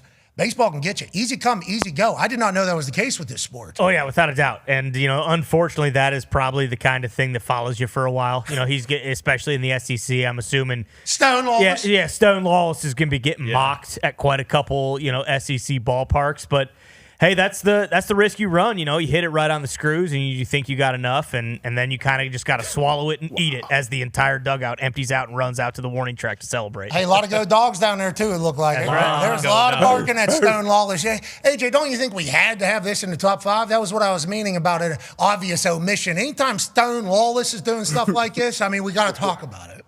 Could he even see this ball? This is an unbelievable catch. How many times, if you did this 10 times, how many times will he be robbing this thing? Cole Johnson this every what makes time. the whole thing. That makes the whole thing right there. Dude, just think about how pumped he was, man. You're chasing that. Hey, at least he got a chance to feel the dragon. People are saying they chase the dragon. They're chasing that feeling right there. He at least got to experience it for a couple moments there. We saw him experience it. I haven't seen many bat spikes. Seen a ton of bat flips. Haven't seen the bat spike. Good time, yeah. Well, it's a Stone thing. I'll tell you what. Lawless. Did you heard the commentator call this thing? No. Oh, buddy. Go Dogs on the call. Of SEC play. Well hit. This one to left field. This one going back at the wall. They made the catch! He caught it. Gosh! Stone. Sports, man. It's Cole Johnson. Johnson at the wall! These go Dogs for sure. College sports are incredible, and obviously as we're about to dive into Madness with college wrestling and then obviously March Madness for college hoops, the entire world is about to pay attention to what's going on in the universities across the country. Over 360 teams are trying to get into this tournament, and we, as non-knowers of ball, are trying to bring somebody in who knows ball to maybe make us better this March Madness. Ladies and gentlemen, we are incredibly lucky to say The guy who has the most wins in the history of college basketball will be joining us throughout, starting right now. 5-time national champion, former head coach of Team USA basketball, winning 100 gold medals. He would have won 200 if he kept going. Legend of sports and obviously GOAT of college hoops, Coach Krzyzewski. There you go. How are you? You should do my introductions all the time. You fabricate so many things and people think they're true. Well, I don't know if anybody will buy the 100 gold medals, but I think it would be true if you were to live long enough, which you might, especially with how good you look at this particular age. If you were to coach for 100 of these things, you would win that, which is what I was trying to imply. I think everybody gets that, but you are certainly worthy of an incredible introduction, so we appreciate you joining us. Coach, let's talk about it. The brackets obviously set yesterday. You've been in 1,000 of these things. You were the coach at Duke from 1980 to 2022. Wow. 42 years. Jeez. Holy shit. 42 years creating an institution, obviously creating your own ville down there. This day after the brackets are revealed is how everybody views like actual college basketball season beginning. How do you think these coaches are viewing this? How would you view this day, and kind of what's on task for these coaches across the country? Yeah, well, it's the most exciting 3 weeks of, I think, the sports season, because it takes over the entire country. You start out there are over 360 schools that play Division I basketball, and all of them have an opportunity to get into the tournament with all the conference tournaments. So it really goes throughout the country, all the communities, and then that thing we put out many decades ago called a bracket. The bracket has become incredible, even for non-basketball fans, those people who like to bet on things. Yeah. The bracket is a hell of an addictive thing. Not me, obviously, Coach, but people that are very similar to me and that I know all around me. And let's talk about why the bracket has become so special, because obviously your school, Duke, has been at the top. Everybody has expected, I assume, since 1991, when you won your first one, everybody started to expect you guys to kind of be in there every single year after that. Is that accurate? Especially our fans, yeah. Our opposing fans expected it but didn't like it. So yeah, understandable. But that was kind of the expectation nationally too. I think I grew up in Pittsburgh, didn't follow college basketball much. Pitt Panthers got dirty there for a little bit, but everybody knew Duke was going to be good. So you have you guys that are always going to be in it, and then March Madness made everybody believe that some school I've never heard of could potentially go on a run and beat Duke. That was kind of what the magic is. Now they're saying bigger spreads than ever before from the sports books for these teams. What are your thoughts on kind of where we stand about the higher seeds and the lower seeds in what used to be and maybe what is now, Coach? Yeah, well, I think, Pat, you start first of all saying some people want the tournament expanded, more teams. I think that would be a huge mistake. Really, right now, the top 4 conferences, the Power 4, of the 37 at-large bids that you could get, those 4 have 31 of them. It's become those conferences, and there's the haves and the have-nots. There are more have-nots, but the haves, there are more haves. In other words, there are more good teams that can win this tournament, and but it's dominated by those four conferences. They're saying the ACC maybe not it anymore. Down here. Maybe not the ACC of old. Yeah, no, Duke's got a hell of a chance, for Christ's sake. Favorites. Especially if we get our 2 injured guys back. But a really cool thing about the tournament, in the top 4 seeds, there's 16 of them.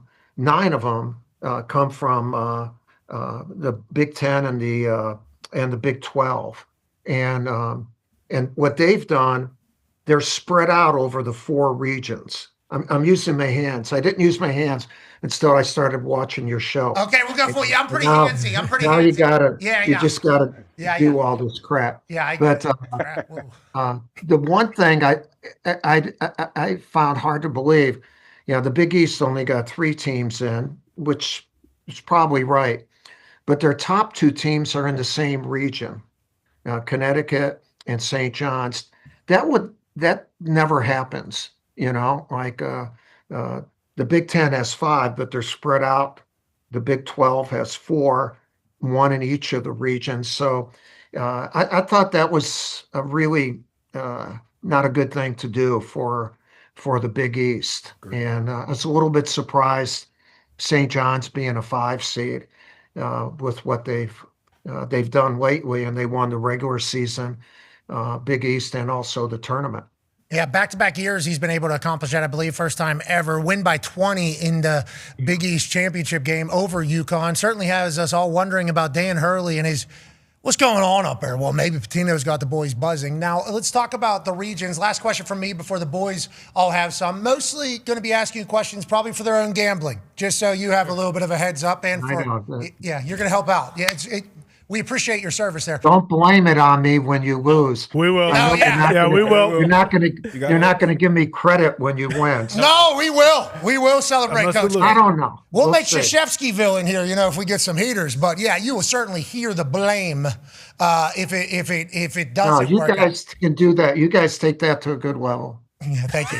I think we're pretty good at it as well. They're saying the East region, though. This is tough. I don't know. I don't want to get in the grand scheme of like toughest of all time because I feel like everybody does that. But it feels like the big takeaway from last night, East region, very, very, very, very difficult. Now, obviously, number 1 overall seed is in that region, so it's obviously going to be slanted a little bit better because number 1 overall seed's in there. What do you see from the East region, and do you think the conversation is right about how heavy it is, seemingly against all the other regions? You know what it's heavy in is coaches that have won national championships. You have Bill Self, one of the best ever at Kansas, Rick Pitino, another one, Tom Izzo, and Danny Hurley. I mean, you have 4 national championship winners. So the coaching in that, not that the coaching in other regions is bad, but come on, you have 4 programs that are accustomed to doing great things in the NCAA tournament. That's the very first thing that hits me. And in the round of 32, that St. John's and Kansas are going to play one another. There's some great games throughout the tournament. I think it's a lot more wide open than it has been the last couple years. And but the East, I would like to have watched Danny Hurley's practice the last couple days after they've lost. Danny and I are really good friends, and them going down by 20 to St. John's in the Big East Championship. They're going to be ready. They're going to be ready. Same thing with Izzo. Tom's the creme de la creme of coaching, and they got there are a bunch of teams in this region that have a chance to win. I'm worried about our guys. Yeah, I see that with every highlight that's passing. It seems like you are watching these highlights realizing, wait a minute, now these teams are real players out here. Now, Duke. They are. And, Duke and Michigan State had a hell of a game early in the year. And we won, but it was a fist fight. And they have, Tom is, they call him Mr. March because of how many times he's been in the tournament, have gone to the Final Four. He and I are good friends. I said, what you want to be called, though, is Mr. April because that you see, means Coach, you've won the damn thing. You see, Coach Izzo, Mr. March is cute. Okay, January, February, Izzo. That's very, very cute. People around me, they say, Coach K.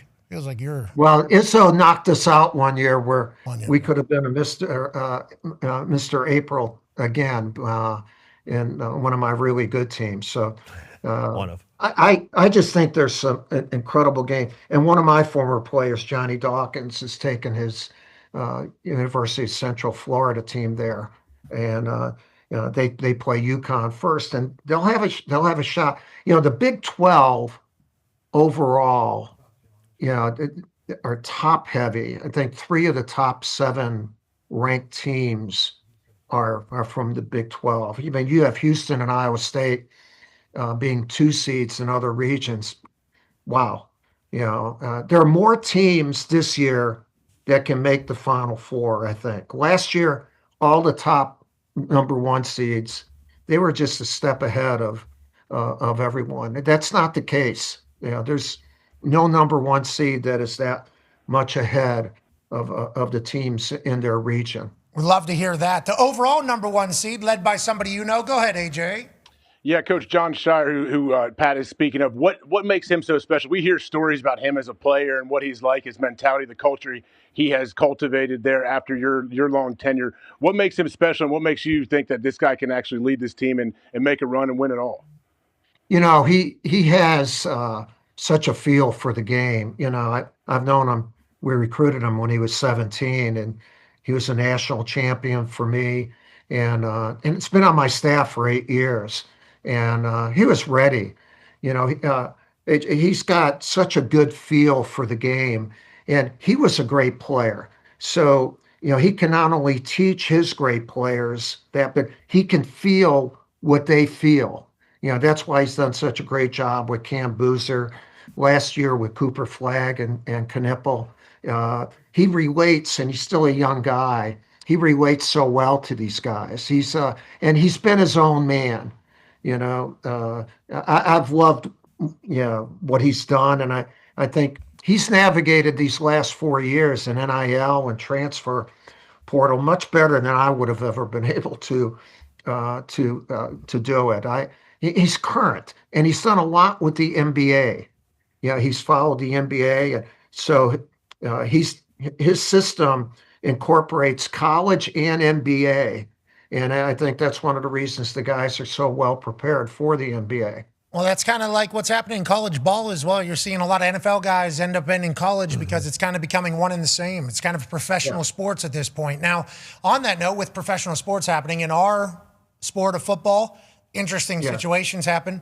In basketball, it's seemingly happening as well across the country. Best guy in sports, maybe Darren Peterson out there at Kansas. Is a load management situation happening in college, and there's other storylines going on. People getting paid millions. D-Butt has a question for you, Coach. Yeah, Coach, you're probably no better person to ask. You've coached some of the best players on both levels, collegiate and NBA. I see the Mamba logo right there. Rest in peace. But do you have any specific stories that stand out when it comes to like managing egos of these players and these rosters, these great rosters, especially like the USA team? We're watching the WC right now with the baseball. Any specific stories that stand out over your tenure when it comes to managing these egos and the rosters that come together?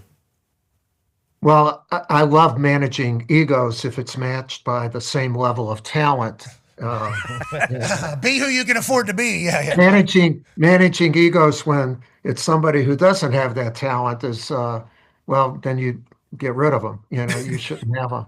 But no, with the U.S. teams, I coached the U.S. teams for 11 years. And I told them when we started off every team, bring your egos in. I don't believe in leave your egos at the door. That's such BS. I want you to be who you are. And by the way, Kobe Bryant, LeBron, they would have brought their damn egos in no matter what the hell. Anyway. Yeah. And but I would always tell them, I said, if you can all put your egos under one ego umbrella, call it USA, we'll kick everyone's ass. We'll rule the world. And they did that. They did that. A lot of the great players are not coached, they're used. And the great player wants to get better. The great player wants to be coached. That's what I found. And when you put a bunch of them together, they help each other. Kobe helped all those guys learn how to prepare better. LeBron would sit with Jason Kidd at every meeting and shoot with him every night so he could learn more about his intellect. And, he was a great passer, but Jay Kidd's one of the greatest of all time. So talent makes talent better.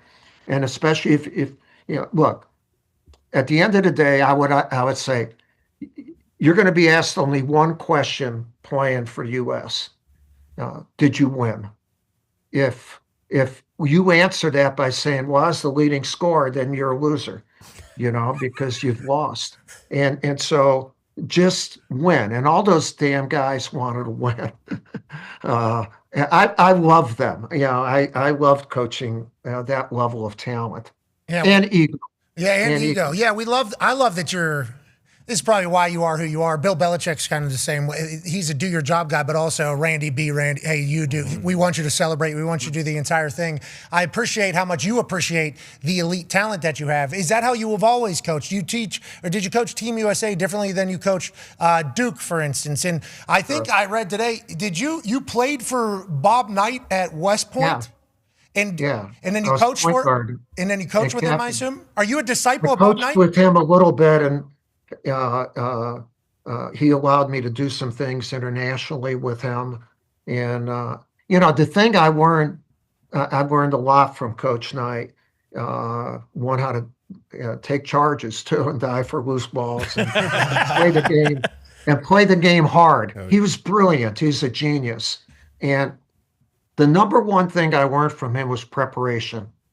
He would always say, any knucklehead wants to win, unless you're a complete idiot. But not everyone wants to have the will to prepare to win. And he would say the will to prepare to win is more important than the will to win. And I learned that when I was 18 years old from him, and I've been an anal preparer my whole life. And Pat, the thing I wanted to do was combine having the will to prepare and the will to win. And what I would say that would make us worthy of winning. If we could do those things, doesn't mean the other guy's not worthy of winning, but every time we went on the court, I wanted to coach a team that was worthy of winning. Is that how you treated Duke? Is that the same messaging you had for all those years? Yeah. I mean, and that means every game is a big game. People say, do you prepare differently for these tournament games? If you did, why the hell didn't you prepare differently during the regular season? Are you an idiot? Basically you get into a way of doing things. It's called habits. Habits. I hated Hawk with being on the Packers because I'm a Bears fan. You guys had great habits. No, don't shake your head. You guys beat our ass so many times. It was unbelievable. I hated you with respect. Thank you. AJ still has those habits, though. He's carried them for the rest of his life, like legitimately winning habits. But the thing is, you want your team not to be doing a bunch of new things going into the tournament. You want them doing the things they've done well, and make sure they're fresh. The healthier you are, the fresher you are, then your habits are done even better. But the main habit to have is the habit to win and prepare to win. And I thought throughout my career we were pretty consistent with that. Yeah, I love the work happening when nobody's watching. Everybody hates Duke from the outside in, but they have no idea the grind that's taking place behind the scenes. I had no idea it was a Bob Knight type led affair. I didn't know that the boys down there bopping the wood. They're still bopping the wood. Awesome. Hey, Shire had all five bop the wood. You saw him bopping wood, Coach. I did. They hit slapping the floor. Slapping the wood. Love it. Smacking the wood. Bopping the wood. Gotta. We like when all five. Bang. You football guys, you got to start. It's not the wood. It's the damn floor. All right. No, they're bopping wood, Coach. Yeah, so many football, baseball guys on the show. Let's get educated about what the hell's going on right now. Coach, open up your minds, for Christ's sake. Okay. Well, I want to let you know, Coach, I go to a basketball game. I'm sitting front row. Where am I at? The hardwood. On the wood. I'm on the wood. On the wood. Okay, so that's all I know, Coach. So any of these other things you would like to teach me to not sound like a dumbass, I would appreciate it. Yeah, no, but you were a punter, so there's a limited amount of stuff that you know. Oh. I want to let you know. But you were a damn good punter. Thank you. Thank you, Coach. Yeah, you were good. You should see, I got kind of a little bit of a wet. Oh, yeah. No, it's not. No, this isn't fantasy now. Shoot one, Pat. Make one for him. Let's talk about real life things. Coach, how about this one? Yaga. That was full size. Too jacked up. Predictable. That's predictable. Oh. Yeah. Fuck! Needed to make that one. That was the one that needed to fall. For the coach. No know your limits, all right? Only layups and offensive rebound shots. And bopping wood, Coach. And bopping wood on that defensive side. I'm going to be a menace down there, Coach. All right, let's talk about something other than that. Ty has a question for you, Coach. Yeah, Coach, I'm assuming you're of the mind of, hey, there are no excuses whatsoever. But when it comes to the tournament, how many of like the non-basketball factors actually impact you? Like we heard Coach Cal saying how he's not, I don't want to say not happy, but you know, they have to travel from Arkansas up to Portland. If they advance, they have to go back to Arkansas and then fly back to the West Coast. Some of these games are tipping off at 9:50 or like 10:08, or on the flip side, you know, super early. Like over your career coaching, Did that type of stuff impact any of the games and maybe years where you got upset or you didn't play as well as you anticipated playing? Well, everything that you said is true. It's a factor. The thing that you have to say is no excuse. That's been one of our standards my whole career, my whole life. Like when I graduated from West Point, that was a thing. Yeah, there are no excuses. Get the damn job done. A mantra, failure is never our destination. And I don't want to hear any bullshit excuses. And so don't talk about those things. Talk about this is what we have. This is our road. This is the road we're going to be on. But does it have an impact? Yeah, it has an impact when you're playing that 9:50 game and you're getting back to the hotel at 1:30 in the morning. And then you got to play maybe an afternoon game a day and a half later. The travel thing that John mentioned, I think, is a very important factor. Now, the higher the seed you are, the less you are put in those situations. And so even though Arkansas, I think, is terrific, I think they're a number 5 seed. And so they're probably moved around a little bit more. But it has an impact because you want your guys fresh. You want your guys fresh, and playing those games that late and 3 different time zones to travel in. If you're going to go out west or come out east, and you're the opposite of that team, the team that's doing that, you should stay if you advance in that area. You shouldn't be going back and forth. Coach, I got a test in the morning, though, Coach. I got a big time exam in the morning, Coach. They don't have exams right now. I would have never known that. See, with NIL and the House settlement, their exams are not as high on the list of things that they do. Good to know. Okay, I like to know that, by the way. Shout out to these universities making things happen for the boys and for the ladies. Okay, let's go ahead and continue to do that. All right, Coach, you were able to accomplish something one time that is certainly potentially being hunted right now. Go ahead, Tone. Yeah, Coach, you went back-to-back 91, 92. Yeah. The Florida Gators have a chance to do that this season. They are a 1 seed again. They're not the favorites, Duke's the favorites, but they are in the top 4 as far as favorites go. What is the hardest thing about going back-to-back, and do you think the Gators have a chance to do it this year? Well, good point, and they do have a chance. Todd Golden is a hell of a coach, and one of the key things is they have their 4 big players, the 4 big guys, back from last year. Those guys have been on this run before, and their 2 guards, Fland and Xavier Lee, early in the year were learning to be on that at that level. They now know being at that level. The thing is, you can't. When we did that in 91 and 92, after we won in 91, people said you're defending your championship. And I had a meeting with my guys in April that year, right after we won it. I brought the trophy in. I said, look, this isn't going away. We don't have to defend a damn thing. What we have to do is pursue. Let's pursue the next one. And I think this Florida team is pursuing right now. They got knocked out by Vandy, but until they lost this last game, they were probably the hottest team in the country. And with those 4 big guys, man, they rebound the hell out of the ball. Oh, yeah. Yeah, their last 2 games that I've watched, they couldn't hit. They could not knock down an outside shot. But they definitely have a shot to do it. And the thing that, if they advanced all the way, the 1 and 2, they're going to play really another number 1 seed who's the number 2, and that's Houston, who, Kelvin Sampson has done an incredible job there. And it would be a man's game. I see more of those games throughout the tournament than I did last year. I think this has a chance to be just a great tournament. It's going to be great for us. You know why? You know why it's going to be great for us? Because you're going to be on here teaching us about what the hell we need to be looking at. Those But four. that was really nice of you to say that. You're making our life better, buddy. I didn't know.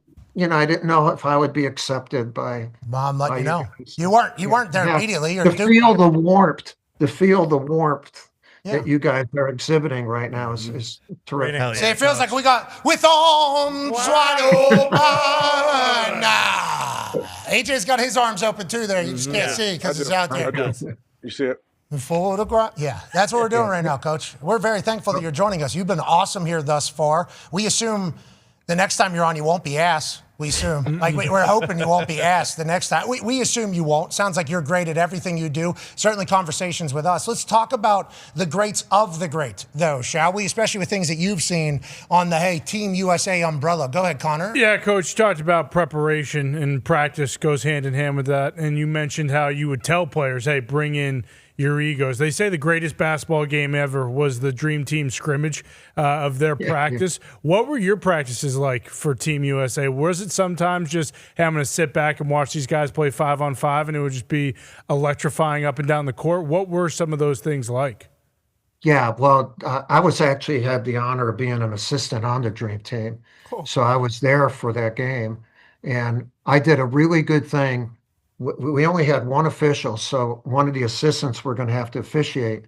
And I told Chuck Daly, I said, I'll take all the drills, let PJ Carlesimo officiate. And he got berated during It was one of the best decisions I ever made. I saw it. I said, someone's going to get their butt kicked, and it won't be one of the teams. It's going to be the only official that understands English. And so PJ really got it that day, and they went after it. The Magic team and the Jordan team. There was so much trash talk, and it was terrific. We didn't have practices like that. The teams I coached, we didn't need it, and it was a different time then. Those guys were taking the NBA culture, Bird, Magic, and all those guys in the 80s, and now they were taking it worldwide. They were on a stage that David Stern saw as an opportunity for the explosion of global basketball. And they were on a mission to be not just good, but to be the best. And no team has ever been more talented than that team. And the way they represented the game that's where the Gasols, the Ginobilis, and these guys, they saw that. I get chills thinking about it, because those guys would tell you that. Once they saw that, I said, man, that's basketball at the highest level, and now we're doing it internationally. But that scrimmage was unbelievable. Yeah, I could imagine. And good call by you. I'll take the drill so I don't have to ref this thing and get chewed out. But also, when you talk about what that team's mission was and what Stern laid out, it worked. You talk about Ginobili and them, but now you talk about the international invasion into the NBA. I mean, it's certainly happening. It all has roots back to the Dream Team, and now they were the Beatles everywhere they went. It was rock star type shit, and then what they were doing on the court was obviously fantastic. I watched The Last Dance, and I grew up in Pittsburgh. I'd watch the Lake Show late. I'd watch the Lakers late at night because they were a good show, but didn't really know as our water softener is going crazy right now up there. Okay. I didn't really, it's good. Hey, it's cold weather. We need to soften this thing up. I didn't really know basketball that well. Didn't follow basketball that much. Come from football town, the football town. So then I watched The Last Dance. That was basically me seeing Jordan and everybody for the first time without just watching highlights at the time. The state of basketball then, vastly different than the state of basketball now. The people that were playing basketball then, vastly different than the people playing basketball now. Whenever you hear people try to compare who's GOAT, who's GOAT, who's GOAT, what are your thoughts on that? And how many different iterations of basketball have happened, do you think, since you've had a front row seat to all of it? Yeah, quite a bit, because obviously the NBA, I work for the NBA now and for 3 years, and about 30% of the players are international. I think our last 6 MVPs are international. It's tough to say. People like to argue that because then they can drink and give crap to one another while they're doing it. But which is great for the sport. But the best player that I've ever been associated with is Jordan, and then there are a number of other people that he can allow into his room, okay, and a limited number of them, but it starts with I think with Michael. I will tell you one thing about international players now. That's been the biggest change. Why is that? Why is that Michael Jordan number one, you think? Is it because of his competitive? He's a killer. He's a killer, for Christ's sake. And he could do anything. He got bored and went to play baseball for a while, and then still came back. No, he and his attitude and work ethic. I love him, and I love. He's the ultimate competitor. Kobe was close in that. He's in that room. There's obviously Magic and Jabbar, and there are a number of them. But LeBron, Coach K. No, I'm not going to say one more. But let me tell you this thing about LeBron is not in the room. No, LeBron is in there. Okay. Jeez. He's not selling tickets outside. Okay. All right. I just wanted to know for my his career. LeBron and I are close, man. He helped us win. I love coaching LeBron. Yeah, I want to say this thing about college. The biggest change right now to college is the influx of international pros. There are more international players, and they're all professional playing college basketball right now. And the reason is they make more money with NIL here than they do in the EuroLeague. And look at the rosters and how many international players there are. It's amazing, and that's why the college game has gotten old. The transfer portal, you have guys who are older, but the international pros, heck, there's some freshmen who are 22 and 23, and they've played for 4 or 5 years in Spain or Italy or wherever. So, but not every school can afford that, and that's why it's become more and more the haves and the have-nots, and the have-nots still want to be the haves, but they got to get money to be able to compete at that level. Feels like that's college sports as a whole. I wish you were in that roundtable room discussing the future of college sports alongside Coach Saban and all the commissioners and everything. But we assume you will continue to be a voice for the good of college sports going forward, and certainly for March Madness for us. We appreciate the hell out of you, Coach. Have an incredible day. Yeah, slap the wood now, okay, before I leave. All right. Sounds like, hey, I'll tell you what, maybe you should go slap the wood because of how good you just did there. You're the man. Ladies and gentlemen, Coach Krzyzewski. He should go bop some wood for that. Should. Why not? Go back to the basics. D-Butt? Thoughts? Slapping the floor. I'm a hooper. That's what we say. Oh, you don't call it the hardwood? Okay. Floor. What do you call it the backboard or do you call it the glass? Okay. Just so glass. I know. Okay, Slapping glass. Okay, slapping glass. Okay. Eating glass. Okay. What about when I'm breaking metal? When I'm under there. Rocking rims. Yeah, rocking chains, especially with the chain like they do. Do we say that or banging the chains. Basketball net? Like I understand this is ripping nylon. The floor, basketball floor. They're bopping wood out there. I saw all 5 guys same time. Yeah. Bop. That was cool. It was cool. Did they practice that? Did they practice that, you think? Or is there like a call? Was he counting it down from the sideline? I think hands. I don't know, because I think John Shire did it as well. I think there's a side angle. of John Shire doing it as well. So I think there is a tell that they all kind of have so that they can synchronize the bopping of the wood. And I'll tell you what, I appreciate the fact that they're kind of all doing it together. It looked like as soon as the inbounder inbounded to the guy, and as soon as the point guard caught it, that's when they all did it. As soon as ball touches. Yeah, I think that's the giveaway. As soon as clock starts. Oh, Yeah. geez. Yeah. Is that who started, Duke? Bopping wood? Yeah. Well, Wojo back in the day. Who's that? Wojciechowski, he used to bop Gene? wood. He picked the guy up at half Steve. court. Not Gene. Yeah. Oh, Steve. Oh. Maybe Gene. Northwestern's head coach. Yes. Oh, I thought we were talking about Woj. Woj Baum. No. Yeah, me too. No, Because he's in college hoops, too. Yeah, the Bonnie, I don't think it's going great. What? Rumors For the are- Bonnies? Rumors are it's not going great.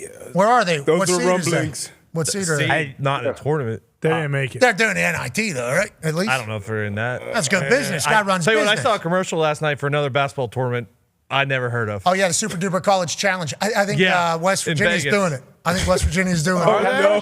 $1 million. Russ Hodges boys I playing? think so. Super Duper College Challenge? I think Indiana might be playing in it, too. I think you win $1 million. No, they said no. They said no to the NIT, so they're probably turning down all of them. No, they might not turn down a Super Duper basketball challenge out there for $1 million. They got TBT happening, I think, for college teams now. I think. Okay. If my I like that. Let's do more research. Everybody do your own homework. Okay. What's it called? You said Super Duper College Basketball Tournament? Yes. Thank you. It was a commercial last $1 night million during the prize? game. Yes, and I saw it on social because I think West Virginia's going.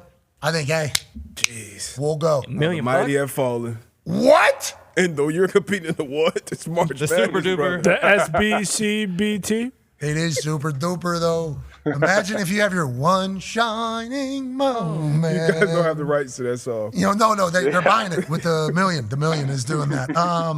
Ladies and gentlemen, joining us now is a three-time Olympic gold medalist and a three-time goal scorer in the Olympic gold medal match against who? That team up north. TTUN. Nice. That is who it was. Ladies and gentlemen, American hero, stallion stud, goal maker, sled shaker, Olympic gold medal taker. Ladies and gentlemen, Jack Wallace. What's up, dude? What's up, boys? How you doing? Hey, I appreciate you joining us on such quick turnaround. I understand you and the boys probably had a little bit of a time. I watched you guys going back into the hotel lobby. Seemed like there was a couple beers, maybe a couple cocktails, maybe a couple celebrations. Can you tell me how you guys feel after winning your fifth straight? Your third straight. How does it feel to be an Olympic gold medalist again? I mean, it feels great, to represent everyone back home and represent this country. It means the world. And, just to know how much work we put in over the last 4 years to get back to this spot. I mean, we have some great leaders on the team.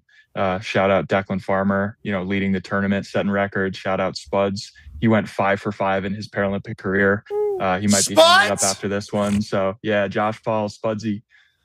Spudsy. I like the name.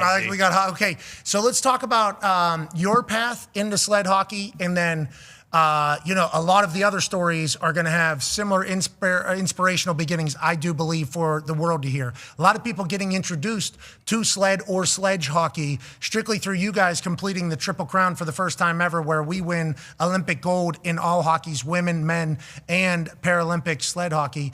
Can you tell me a little bit about your story getting into sled hockey? And then also, how nice is it that the sport is so competitive, so high speed, so thrilling, and obviously so damn competitive? Like, everybody's seemingly good at this sport now. Yeah, I mean, hockey's, no bias here, but hockey's my favorite sport in the world. I started playing it when I was 3 years old, in the driveway with my older brother. So I ended up losing my right leg when I was 10 years old. And, I was a diehard Devils fan and, dreamt of going to the NHL one day.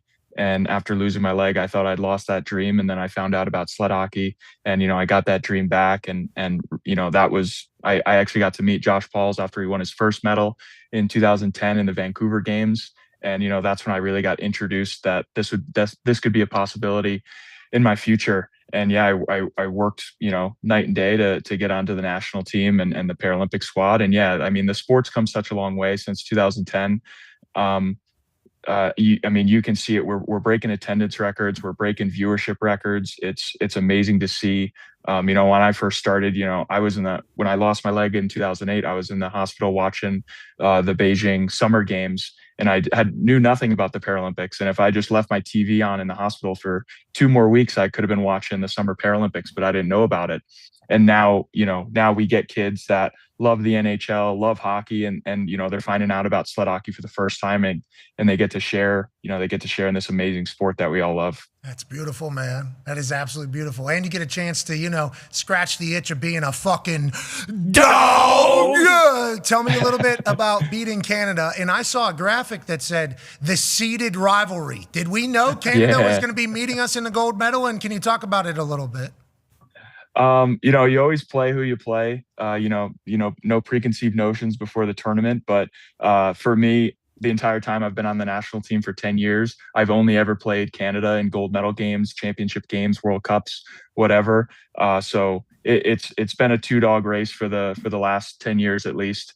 It's always kind of a collision course for USA Hockey and Hockey Canada to meet in the gold medal match. It obviously happened with the men's and women's, and it's the best rivalry in sports for a reason. And we're so happy to complete the three-peat for USA Hockey. Thanks for not getting pissed off about it being called the seeded rivalry. When I saw the graphic go out, I was like, that's it. That is. Yeah. We knew it would do numbies. It did. Triple platinum, actually, I do believe. So we respect and appreciate that as well, because, buying in and not being pissed about people is a cool thing. And I think that's what was very evident, especially from the sports side of all this, which is why I think the Paralympics are so special. Go ahead, AJ. Yeah, Jack, I'm just curious, how physically demanding is the sport, especially the first time you tried this? Like, I would imagine you've had some people that think they could play and come out to practice and they're dead within the first 3 or 4 minutes. Like, can you describe a little bit what it takes to get in shape to play, many games like this? Oh yeah, we've had NHL players hop in sleds for the first time, and it looks like they've never been on a hockey rink before in their lives. It's a really tough sport. You're using your core and your hips in really different ways, because those 2 blades underneath your sled, I have mine at about 1.25 inches, and some guys have them at 1/4 inch. So your balance and your stability has to be top level, and obviously you're propelling yourself at over 18 miles an hour with your arms, right? You see people sprinting at 20, 21 miles an hour with their legs, and you can obviously get way more force out of your legs. And we're using our arms, and you're skating around all game, so your arms are smoked, and then you have to stick handle and shoot with the puck at the same time when your arms are absolutely burning. So yeah, it takes a lot of dedication and a lot of training to get to an elite level in sled hockey. Some nasty dangles there, though. No matter how exhausted you are, under the sled from one hand to the next, top in. I mean, there was some filthy shit going on those sleds yesterday. And when you guys were trying to kill the puck at the end, I think I saw under the sled, like a triple deke under the sled, then a spin move with the stick at one point, and then a dump into the corner, and then a full sprint to a spot, obviously, because that's where the puck's going to be. And I looked it up. They're saying maybe 20. How fast are you guys going out here? And then there's big you guys are hitting the shit out of each other in this thing. That's just a part of the sport. And how fast are you going? Do you know? Yeah, we're going over 18 miles an hour. The best skaters in the world are going over 18 for sure. And then you guys are, yeah, and you're attached to metal frames, so it's like a car crash out there when you get smoked by the front of that sled. It's that metal doesn't bend. You do. And you guys are turning that son of a bitch sideways, too. I'm watching some incredible, it's like a slide tackle in soccer. Somebody dangling. I'm going to turn that shit sideways right through the stick. It was like, ooh, that's not, and then behind the back comes out. I'm like, this is filthy. And then the speed of it, I think, could be captivating for folks. On that note, go ahead, Tone. Yeah, Jack, I wanted to know, like, outside of the Olympics, how often are you guys playing in tournaments and stuff like that? Is it all international, or do you have a USA league that we can watch, or how do we support? Yes, how do we support? Yeah, there's sled hockey all over the country. There's local club teams. A lot of NHL programs have sled programs associated with them, for the Hockey is for Everyone movement. And then, yeah, as far as the national team goes, we're training once a month together. We all get together. for like a 4 or 5 day training camp. And then we usually have 2 or 3 World Cups a season, couple rivalry series with Canada, kind of like the women's team does. And then usually a world championship or a Paralympics at the end of the year. All right, let's go ahead and win all of this. Okay, Jack, let's go ahead and win all of this. Connor has the last question for you here. Yeah, Jack, how is the team chemistry? You just mentioned it, kind of you guys playing year round, but was there a conversation going into it like, hey, if we can get this done for the 5th straight time, we will have the first clean sweep with the men, women, and the sled hockey? And are you guys hanging out a lot, post game, before the game? What's that like? Oh yeah, we're 17 brothers. I mean, some of these guys I've known since I was 12, 13 years old, and have played on the same team as them since then. So, we're all, there's a core group of us kind of getting into our late 20s, early 30s. So guys are getting married and we're, at each other's weddings. It's amazing. Declan got married last summer. The whole team was there. And I think that's the magic behind this team and why it's been so great is just the chemistry and the love that we have for each other, and just, the willingness to absolutely grind in the off season and grind during the season, and through games like that, really gritty games. And we just, we do it for each other. Yeah, you guys out-gritted them in the 3rd period. It was nice to see. That's what we do. It was good to see that. It was close. It was a cagey affair. Yeah. It was a cagey affair. It was very close. And then 3rd period, you guys just decided we're going to pour it on real quick. We're going to win this thing in dominant fashion. It was fun to watch. Is there women's sled hockey that happens? Yeah. So just recently, there was the first ever women's official world championship. They're making a push to try and get it added into the Paralympics for the 2030 games. Did we win the world championship? Yeah, we did. Yeah. There you have it. Quadruple crown. There you have it. Okay. We love that. We appreciate the hell out of you, man. Keep going. We're going to try to support as much as we possibly can because we think it's a beautiful story. I had a kid in my homeroom in high school that played sled hockey. Obviously, something happened out of his control. He still was able to compete, still a part of a team, everything like that. And you, still winning gold medals for your country. We appreciate the hell out of you, man. Good luck. Where's that? Are you holding the gold medal up? I don't know. We didn't see it. Yeah, we got one right here. Boom. Let's go alongside the other 2 you got, ladies and gentlemen. That's Jack Wallace. We appreciate you, buddy. Yeah, Jack. Thank you, Jack. Thank you, Jack. Yeah, the dangle's under the sled. Sick. Nasty. That was sick. They're flying. 18 miles an hour. Yeah, moving. Moving, dude. It was like a... Imagine how fast you would cramp up. Your upper body would cramp, like your hips, your core, everything. Yeah. It's brutal. I mean, your arms completely, he said your arms are completely smoked. Then you got to still dangle and, still got to shoot and everything. It's like, that's very real, especially with how many games they have back to back. It was fun to watch. I had a lot of people on the internet saying, you guys didn't really care about sled hockey before you beat Canada. Says who? Exactly. That's bullshit. Who was saying that? Canadians? Bingo. And the same people that are mad that didn't like that. They're from America, but hated that was called a strike last night. Yeah. Okay. You could say, wow, that was a wrong call. But then in the same vein, you could say, Yeah. happy it happened for us, Yeah, though. exactly. And let's move along. Charge one for the good guys. Hey, that's baseball. That's baseball. Sorry about it. Because I heard it was an away game, too, right? Oh, yeah. I mean, it sounded like it on the You could tell, broadcast. yeah, you could tell. So it wasn't even like home cooking, so. I have seen some pictures. I don't know if you guys have seen on your algorithm some pictures of the umps. Yeah. The ump with his mask up. Yeah. I don't know if it's real or not. Maybe it was. I didn't know who the ump was. Is the president of the United States the umpire? Could have been. I saw that online. I saw the photo. Yeah. Are we sure Roman Anthony hit that home run, too? I don't know. I'll tell you what, that rob of that home run, Aaron Judge. Yeah. That was great. Too bad. Man, Dominican Republic team was awesome. We appreciate your contributions to World Baseball Classic. We fell in love with the sport because of some of the stuff you did. America wins, though. We'll continue. Have a good day. We'll see you tomorrow. Goodbye. All right. Yeah, I feel like I really got to it. Mm-hmm. There was a limited amount of time there coming up at the end of my sentence.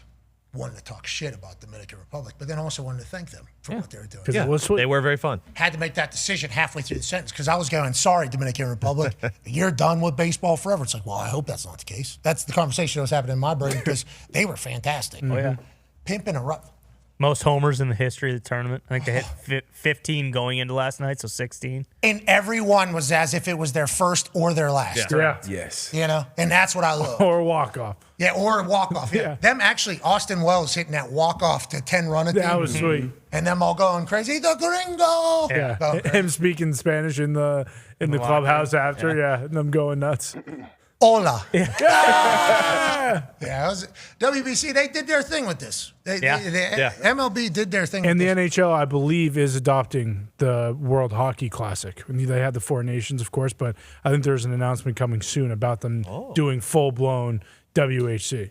World Cup of Hockey. They've been doing it. Okay. Let's not. Oh, that's true. Not get twisted. All right. Okay. I wasn't sure. Hey, No, it's all good, though. It's all good. Hey, The more hockey, the merrier. hockey getting a rub from baseball here, not a bad play. A little bit. Yeah. People are saying baseball. That's what they're saying.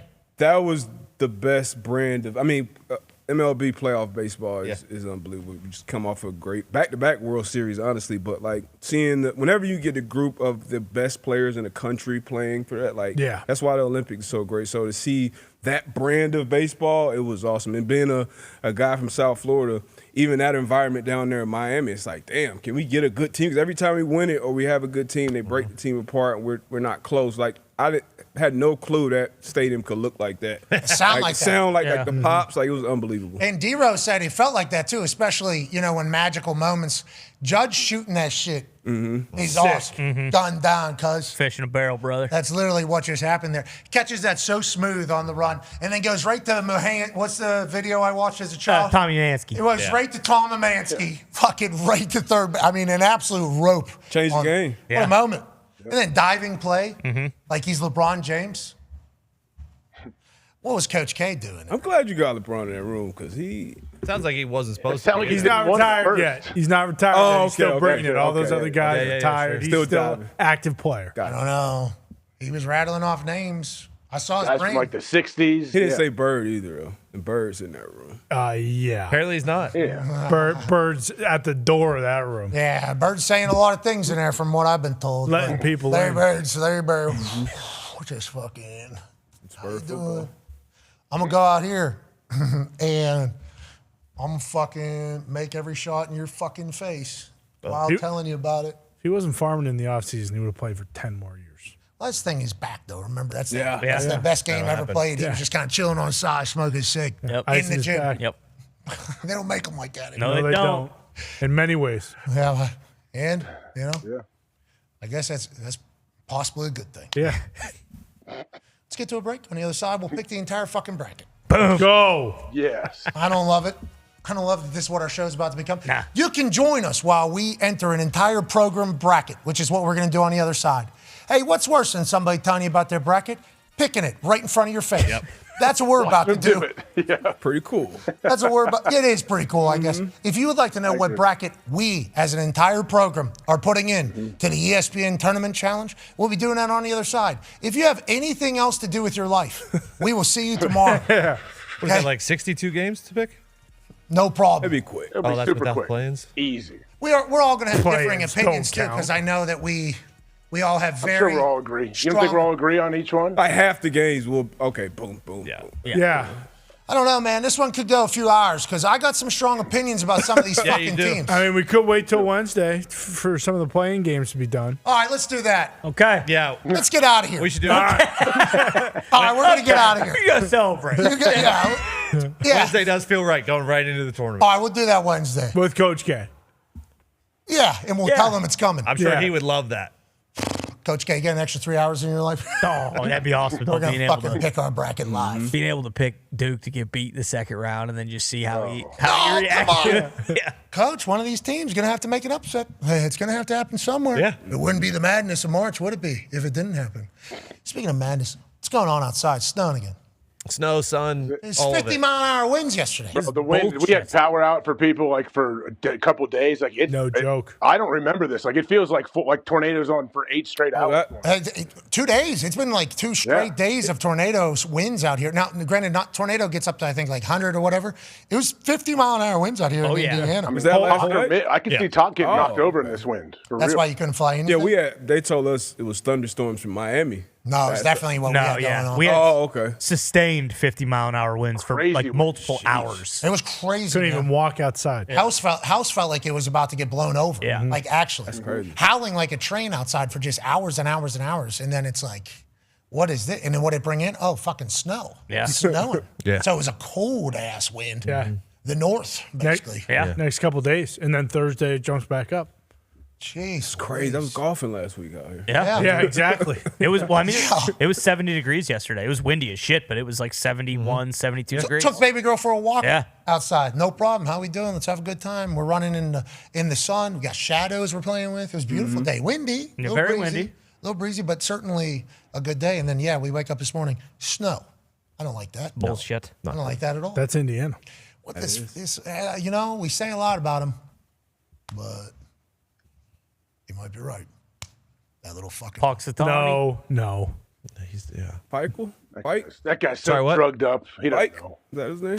Phil. Yep. Oh, you I got thought it. you were talking about the suspenders guy. Oh, Adam Fike. Oh, Fike. Sure, Adam Fike. He's talking to Groundhog. Fike is not a little fucking gay. That's how I describe it. Yeah, well, I was describing Punxsutawney Phil. Oh, I thought we were talking about Weatherman. But we like Fike. Fike ain't getting a little fucking treatment. No. okay? He's Jack. Exactly. True. Yeah. He's a professional. I'm talking about that little fucking rat that comes out of the fucking ground. Yeah. It gets treated like a king, and then every time it comes upstairs, it says, I'm scared. Goes back down. Yeah. Tells us, winter's here to stay. And all of a sudden, we got to say, we don't need that bullshit right now, buddy. Okay, we haven't seen the sun in 4 fucking months. Maybe you'll give us some good news. That thing, I've never seen it. It has never said good news. No. We also know what's going to happen. It's going to get warm, and then it's going to get fucking cold again. Yeah, but one day, Punxsutawney Phil is going to come up, and for some reason, he's not going to see a shadow. And it's just going to get warm, and we're not going to have this. And that's going to be cool. I think that's happened before in my life. Oh, yeah. I think that has happened before in my life. See, you don't even remember it. No, how could I? Because I feel like this happens every single year. And that's Phil. Is it the same one? Phil's been the same one? Yes, it's How him. old is he? No, they shot one of them in the 600 head. years old. Yeah, why don't when we he just- got I it think wrong. Phil 9 like Uga. It's like an Uga situation. No, this one's not long in the tooth. This one still has it, clearly. Still bringing it. Yeah. They got so much damn Xanax in that thing, so it doesn't bite everybody's face off anyway. He doesn't know where he's at. He's I don't know if drugged that's up. true. Groundhogs are serious, man. Groundhogs will kill your dog. They got that front tooth. They're What? serious. Oh, yeah. I don't think so. Killing dogs? Yeah, they'll dig a hole, drop Look it down up a spike. groundhogs. You don't want to mess with a groundhog. That's why they're definitely drugged that thing up. So, That old guy holds him up like that, and the groundhog doesn't care. Like, good luck. There's no way. Okay, so the groundhog is like a monkey in the way it attacks humans? No, or It can. Not humans as much. I'm saying animals, and people have had to pull the groundhogs off their dogs or animals. A lot of times they'll kill your dog. But like monkeys, how does a monkey attack versus how a groundhog attacks? Are they different? Well, a monkey will take your meat off. I don't think a groundhog is going for your meat, really. Why like a not? wolf. You think it's a vegan? I mean, I can't get inside the groundhog's head. I don't know, but I just know to keep my distance. Okay, so you see groundhog, you go, well, I'm not going near that thing because Yeah, you unless think I have a gun or a bat. Yeah. just in case, because groundhog known to run towards human, not away from human into hole, right? I don't know. I'm not sure. I don't know how many attacks they have on humans. I just know they attack animals, other animals, dogs, cats. There's a groundhog in my backyard growing up. This fucker was gigantic. Yeah, they're all over the place. Guy came in with a fucking bow and killed it. A bow. Really? That's how big it was, yeah. That's sick. Bo Jackson. Yeah. Could have been Bo Jackson. I've heard he's pretty good with the stick as well. Yeah, world champ. Fucking bow. A bow. Yeah, I got that thing with a bow. 'Cause you couldn't just just one? fire a gun up. There's houses. You know? One shot. True. Yeah, it was a full. Right through his forehead. Yeah, fucking. Eye to eye. Oh, yeah. This thing was a fat little bastard. I don't know where it got all the weight from, but it was huge. It was Chuck. This Sounds thing like was you Chuck. ate a couple dogs. Yeah, that's what it sounds like. Yeah, I didn't know that. That fucker, I'm happy it's dead. Yeah. We need Phil to be next. Because what if Phil is an actual trigger for this? You know, because you don't even remember a time. No, I don't. I wonder if Boston has that. Do you guys have like a time They where got their own version. They typically just have cold to warm. Like it is a freezing cold from October, November till April. They don't really have like first summer, but then again, they get some of the weather from here. So they've had some nice Is there weather. spring? Do you guys have a spring? Spring has seemingly disappeared. Yeah, spring gone. They had a record amount of snow this year, so it's probably been the worst winter in New England in the last 30 Everywhere, years. I think. I don't think it's just like New England obviously gets it more than us because of where it's located. I guess they say longitude, latitude. So I think that could be an entire conversation about it. So I think they get more snow. Like Syracuse, I think gets a bunch. Like obviously Detroit, Buffalo, we know. Those places get a lot more because of science, I guess, is what they say. Lake effect. All that. Just where the storms come from and end up. Yeah. The UP was allegedly going to get 3 to 4 feet this past weekend. That's insane. It's like in Buffalo when they were trying to fucking shovel those seats out. You remember that? Calling the fans, Give them a hot dog. Hey, you know the deal. Bring your own fucking shovel, Knight. They don't have to do that anymore. Well, 60%, right? Yeah, TBD. They might. I think the seats are heated. Really? No, I made that part up. Okay. That'd be a good idea. Not a bad idea. Until one guy gets his ass burnt. Yeah. And then guess what? That coffee's too hot. I'm suing McDonald's. Exactly. He owns part of the stadium now. That'd be tough for that family up there at Pagulas. Yeah. They've been investing so much up there. And then all of a sudden, a little heated seat or fucking lose you $1 billion. Yeah. That could happen, though. Yeah. We need bare cheeks on these seats immediately. On it. Test it. Let's find out. See if we get the bills. Sit there for a week. Sit there for a week and see if you get burnt. Capaccio will do it. Yeah, maybe. Yeah. Kaparish will do it. That guy you guys had in here. What? Who had the Madonna? Oh, yeah. Happy George? Yeah. George. Put him Is up. he still at your house? He Age? likes when his cheeks get burnt. Hey, I think he's walking to your house right now because we sent him on his way towards you. Just playing. Is he playing the guitar the whole way? His Yeah. wife filming him? I Live assume. stream? He's doing more than just playing. Oh, he's international. What's he doing? Bopping wood? Yeah, he might be doing a bunch of different things. I don't think we can just say, like, oh, he's only playing the guitar. Like, that guy's got harmonica in him for sure. I thought I saw him up on stage with the guy that bought the Ursay guitar. The Tiger? Yeah. That thing went for what, 12 million or something? Yeah. $13 And million? then they played it the next night. Yeah, Love that's that. sick. Absolutely. I thought I saw Happy George in the background of that. No, I don't think he was there for that night. I think he was in on the auction online wise. Yeah. And then it went past Happy George when it hit 10 million. Yeah. That was his final. That was Happy George's final bid. We hope Happy George gets to that point because I'll tell you what, he did bring a little bit of what? Yeah. And then some laughs. Were you here for that? I was that. I saw. Oh, You missed out. pictures that. Debo would have loved it. I thought for sure were AI generated. No. Like, there's no way that guy got access to the thing. I know. You should have been here. It was a fucking wild morning. You could imagine what it was actually like. Yeah. This thing walked over to here. This thing walked over here. Side door first. Walked right over here. Full kit. Walks all the way over. And caboodle. With a guitar. Yep. Microphone on. 2 balloons. Okay, a heart and a smiley face. Looks in, can't see anything because obviously the tint on the windows. Turns around, we see his cheeks. And then he bops back out there. Like, Bruce, go figure this thing out. Bruce goes out there and talks to him for a good 5-10 minutes. Bruce asks them to stand where they are. Please do not move. We got snipers all over the place. Now I'm glad Bill didn't take them out. Exactly. There was a chance. There was thought.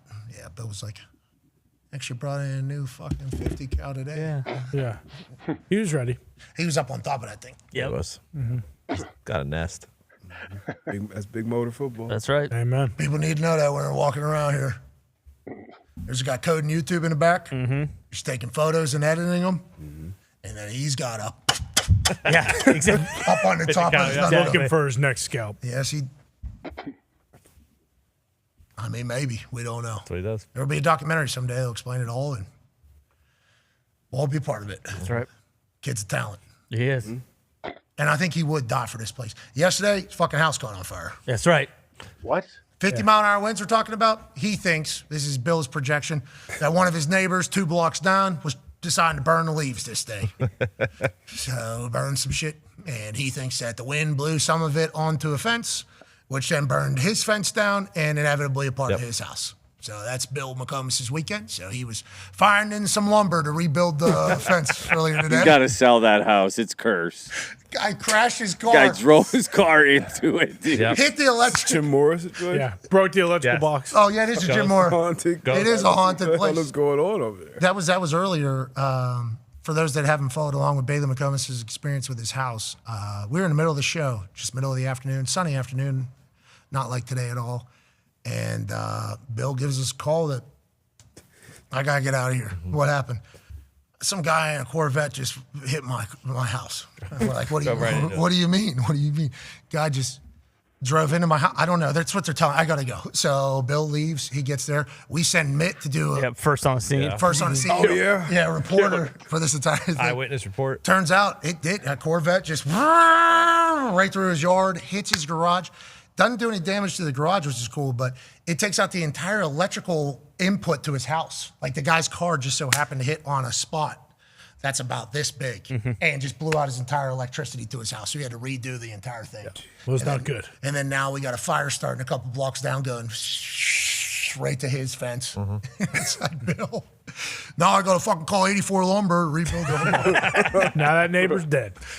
Yep. Yeah. God. Not confirmed. That is Did not. Bill burn the whole neighborhood down like the rest of the houses? Bill said he was in his garage cleaning things when the neighbor came in and said, "Hey, your fence is on fire." And he goes, "What?" Excuse me? And he walks back there. It was on fire.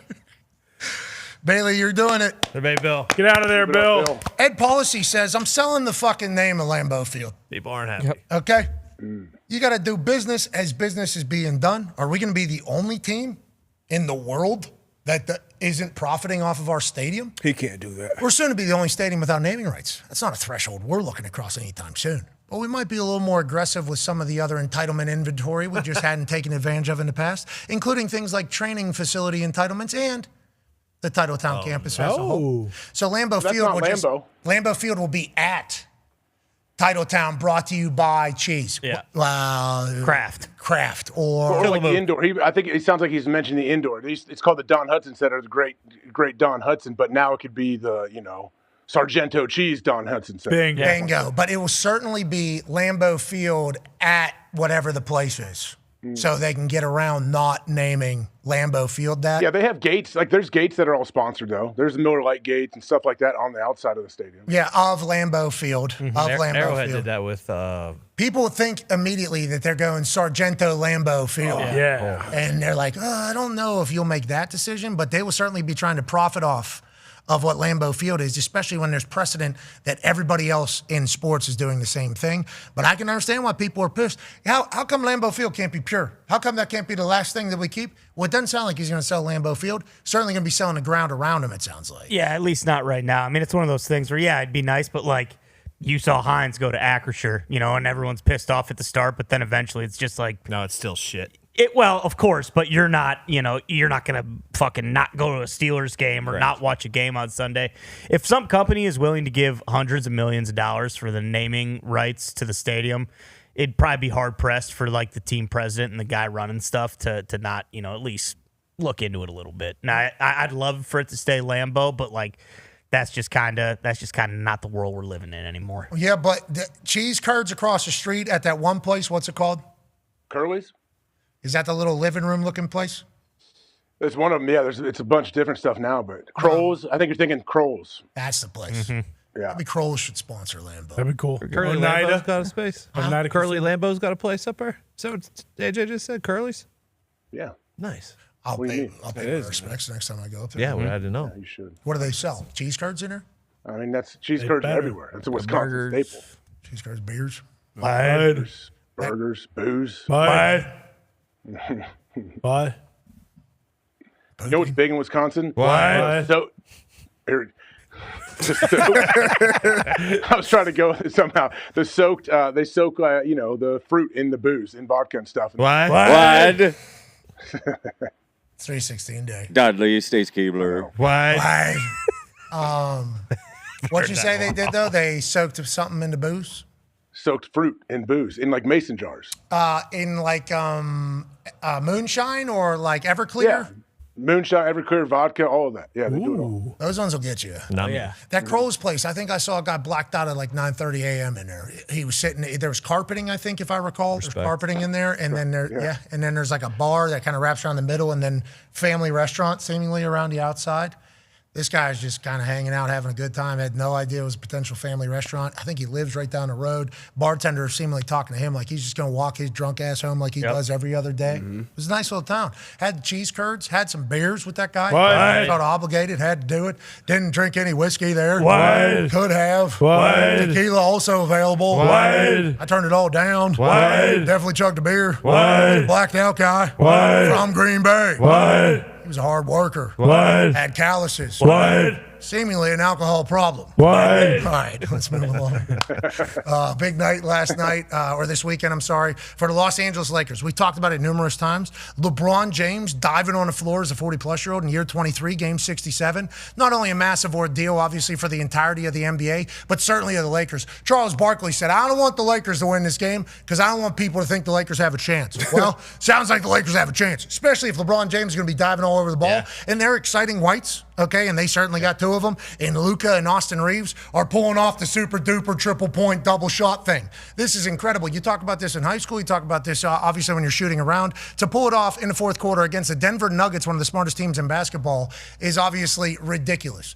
All of Crypto Arena want bananas as Austin Reeves ties it up. And then they go ahead and win this thing. Who's the ball going to? Is it going to Braun?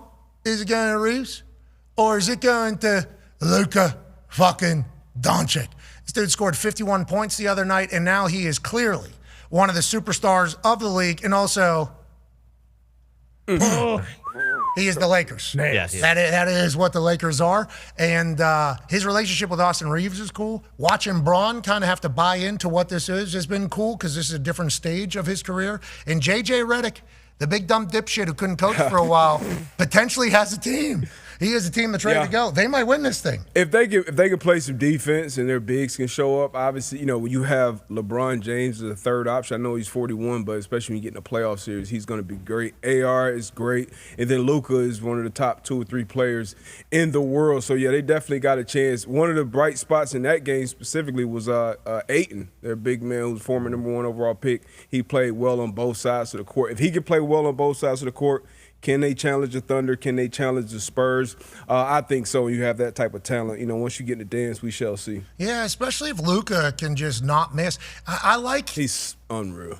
It's all falling. I don't know how the hoop is bigger for him than everybody else. He's like a guy that can get to the rim. He can their game plan in this game was kind of to get him in that intermediate area where he's putting up little floaters, and I feel like he made every one. And it's tough to double off of him because you have guys like AR, you have guys like LeBron out there. But, yeah, once you get into, any of these major sports, once you get into playoff basketball, guys are competing for spots and shit, that's when you see the best of the best. So I'm excited about all these young players in kind of the old heads and how they'll show up. Shit, Boston, I'm excited to see how Boston does and Tatum down the stretch. Yeah, they say Luka's in the middle of some stuff off the court. We've seen dogs lock in before. Certainly. Feels like there's a chance that happens. And then the Eastern Conference, Indiana Pacers out kind of opens the door for everybody else. I don't know. I don't know if they hold the door or not. I think we've lost 13 straight. That's going to happen every once in a while. Took on the Bucks. The Bucks were losing 4 straight. Yeah, they stink too. Yeah. Turns out Pacers stink more. We lose that one. Yeah. Naismith goes crazy, but we lose.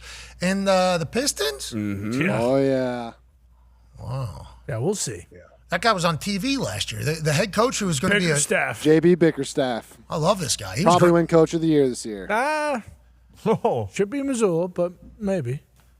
We'll say Missoula somehow guided the ship without Tatum, and then Tatum comes back and is just like an add-on to a team that's already leading the entire conference. Missoula could probably win it every year going forward. Yeah, that is the other thing. The Coach of the Year stuff seemingly always goes to – now, this is from our sport. We assume NBA is the same. Do they give it to the new – is it like a way to anoint somebody as a – The overachiever?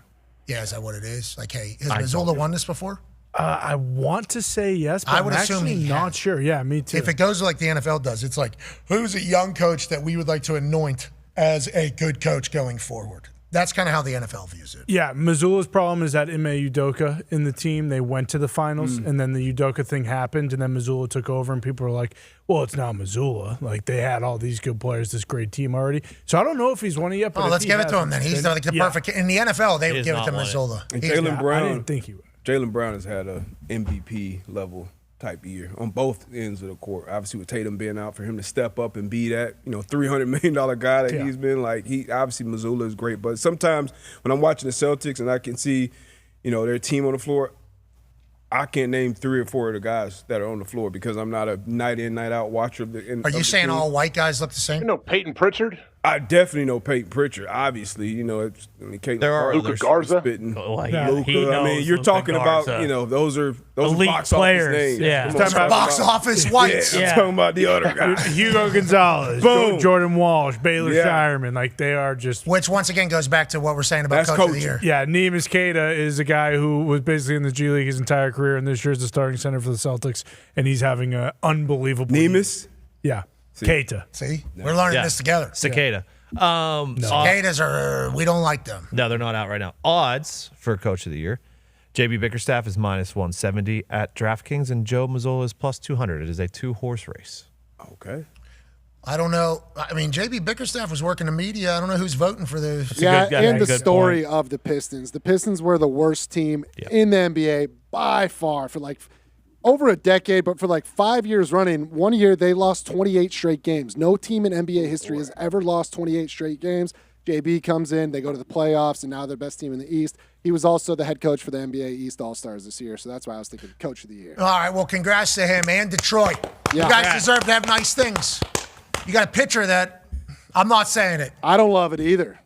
It should. Nobody does. It'd be nice if he was going tomorrow night. It'd be very nice. We'll do 61 pitches against the whoever the fucks in spring training that nobody's. What are we doing? I thought we were preparing for the season. What?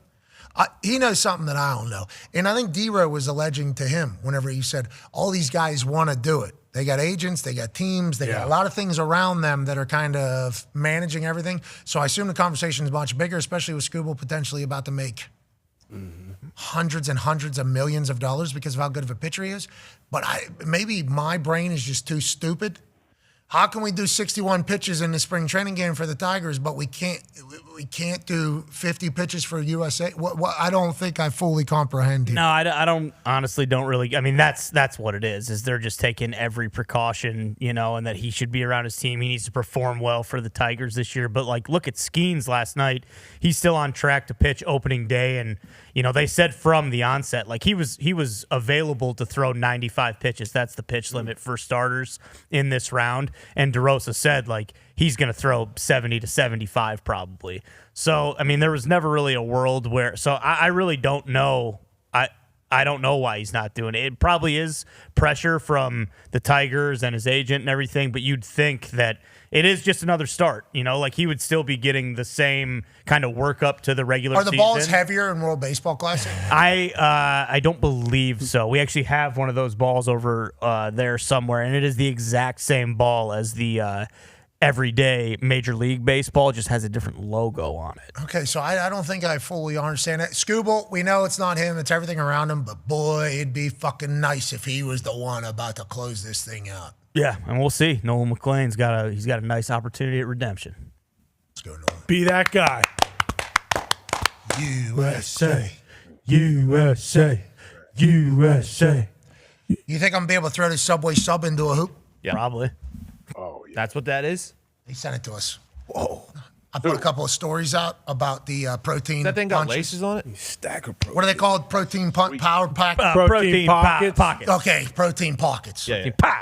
I posted a couple protein pocket IG stories, and their social was like, excuse me, do you like that? There's more where that came from. They sent us a bag. Golf bag. Right? What is a protein pocket? Just a thing of meat? It is. I've learned this since then. They sent letter with information of what it is. It has more protein packed in that per capita than any other sandwich or something. So they're calling it the protein pocket. They got a couple different ones. It's a wrap that has a lot of meat in it. Yep. And the Baja chicken one, I believe, has some jalapenos in it and some other stuff. It has a great flavor. Nonetheless, I posted that hey, pretty good shit here. Yeah. Pretty good shit here. Get two of them pretty cheap, fill you up pretty good amount of protein. And they sent us that golf bag, and this football came a week later, and they fucking made a sandwich. Look at that. Sweet. That's pretty sweet. That's cool. That does look cool. Go deep. Is that regulation? Oh, nice. Go deep, That's cool. It's pretty cool. All right, let's name that meat. Tone, what's that one? That looks like pepperoni. Is that dark? Yeah, I think the top one. Roast beef. That looks like a roast beef. Yep. Okay, what's that one? Roast beef. Turkey. That's pepperoni. What's that one? That's Ham. turkey. Ham. Ham. Yep. And then we got onions in there. Yeah. Onions. Yep. Lettuce. Little cheese. Is that mayo over here? Could be. It might be some provolone hanging off. Could be some provolone. This looks like double meat. This looks That's like it's raw double meat. or triple meat. I think you're right. Yeah, give me a big meat. Yeah. Matt That'd be a Fat good, man is meat on that'd me. be a good sandwich if that roast beef wasn't on her. All right, who wants to throw this? Yeah, I agree. They still looking for a new spokesman? You want to throw it? Sure. Why are they looking for a new one? Some things. Bad things. Getting out soon. Thought Happy Gilmore was there. What did Eli Manning do? Nah, East Jersey Mike. Oh, I can't throw this. Russ Wilson. Yeah, somebody else can though, can't they? Yeah, come on. You think you can jeez, throw this that? is it It's a made out of sandwich. subs? It's a sandwich. Is this a football A made sack out of subs? I tell you what, that might be a protein power pack. I honestly don't know if I can throw this thing. Let's see if I can. But is it slick? It ain't pigskin. I'll tell you that. No, it does feel like it's a loaf of bread. Oh, Tony. Tony, you can spin that thing. All right, Tone, you put it in there, right over there, Tone. Spin that fucker, If you Tony. can put it over there, we'll give. Get your grip is it. We'll give. If you could throw that particular I'm gonna have to shot put it. double meat, delicious club. I don't know what that That's was. Subway Club. Subway. No calibrating that. Into that hoop Hold on right for a over. second. Yep. Was it slick? What is it? On move. What the fuck? Where's he going? You getting a glove? Yep. I knew it. Smart. Kurt Warner, Smart. Good hustle. Peyton Manning, Ben Roethlisberger, Teddy Two Gloves. Teddy Two Gloves decides to get a little bit more grip. That's a smart play. Pants are falling off you, Tone. Looks like you're in good shape, bub. Cowboy looking fit. You can rip that if you want to, man. That fits perfectly. Yeah. Good idea. Did it help or hurt? It helped a little. You're gonna rip. Come on. You can rip that off, dude. Let's go, Tony. Oh no, you can't. Okay, that's worst nightmare situation right there in front of a bunch of people too. You really performed well. There we go. All right, if you could throw that Subway Club and that hoop right over there, we'll give 20 people $500 to repost this. And That's pretty good. good news. If we ever pick that ball up again, you'll have another opportunity later. All right, let's get out of here. It's a great day to be alive. Yeah, it is. NFLPA's got a brand new shout out Subway sending us shit. That was a good idea. The Yeah. football thing was a smart idea. It cracked the code getting in the office. Congratulations. It'll get worn out, like in a good way, so the football is throwable. Yeah, because it's a little Yeah. It's a little You can slick punt right the now. hell out of that thing. It looks pretty fat. Let me break that thing in. I don't think No? you'd run that one far. Oh. I don't think you'd like it. Like, you know when there's a shell around the ice cream?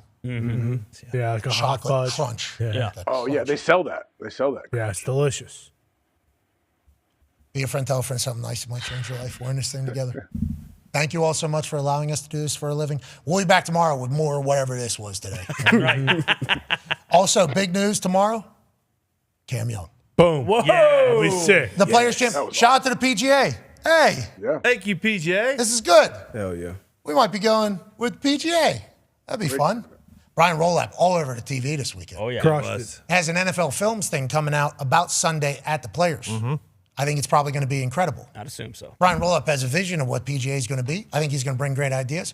Hopefully they're open to him, and hopefully the PGA continues to be awesome because, boy, that was a fantastic watch this weekend. We are very appreciative of that, and Cam Young will be on tomorrow, and we assume some others will be. We don't know who, you know. That show gets everybody. It's like being here at about 11:15 when there's fucking nobody. That is certainly a scene. Then you just got to get some vitamins in you and just kind of start sending good messages. Fucking need you. You know, maybe make them feel terrible about themselves. Say if they don't come on, the show will be canceled forever. Sorry. Now, I've never done that, but I am thinking about doing that some days. Might help. Nice wrinkle. Yeah. Instead, it's always like, hey, there's 1,000 other things you'd much rather do with your life, but I got an idea. Hey, Coach K, how about you come on and just tell us what the fuck basketball is? The fact that he said yes to And he did. That was sweet. Yeah. Also, shout out Nick on. Shout out. Shout out. Shout out Nick on. Wrestling business has passed me by, but Nick on, Never will. I'll never catch up. Legend. I'll never catch up. Be your friend, tell a friend something nice that might change their life. We're in this thing together. Team on me, team on three. 1, 2, 3, team. Team.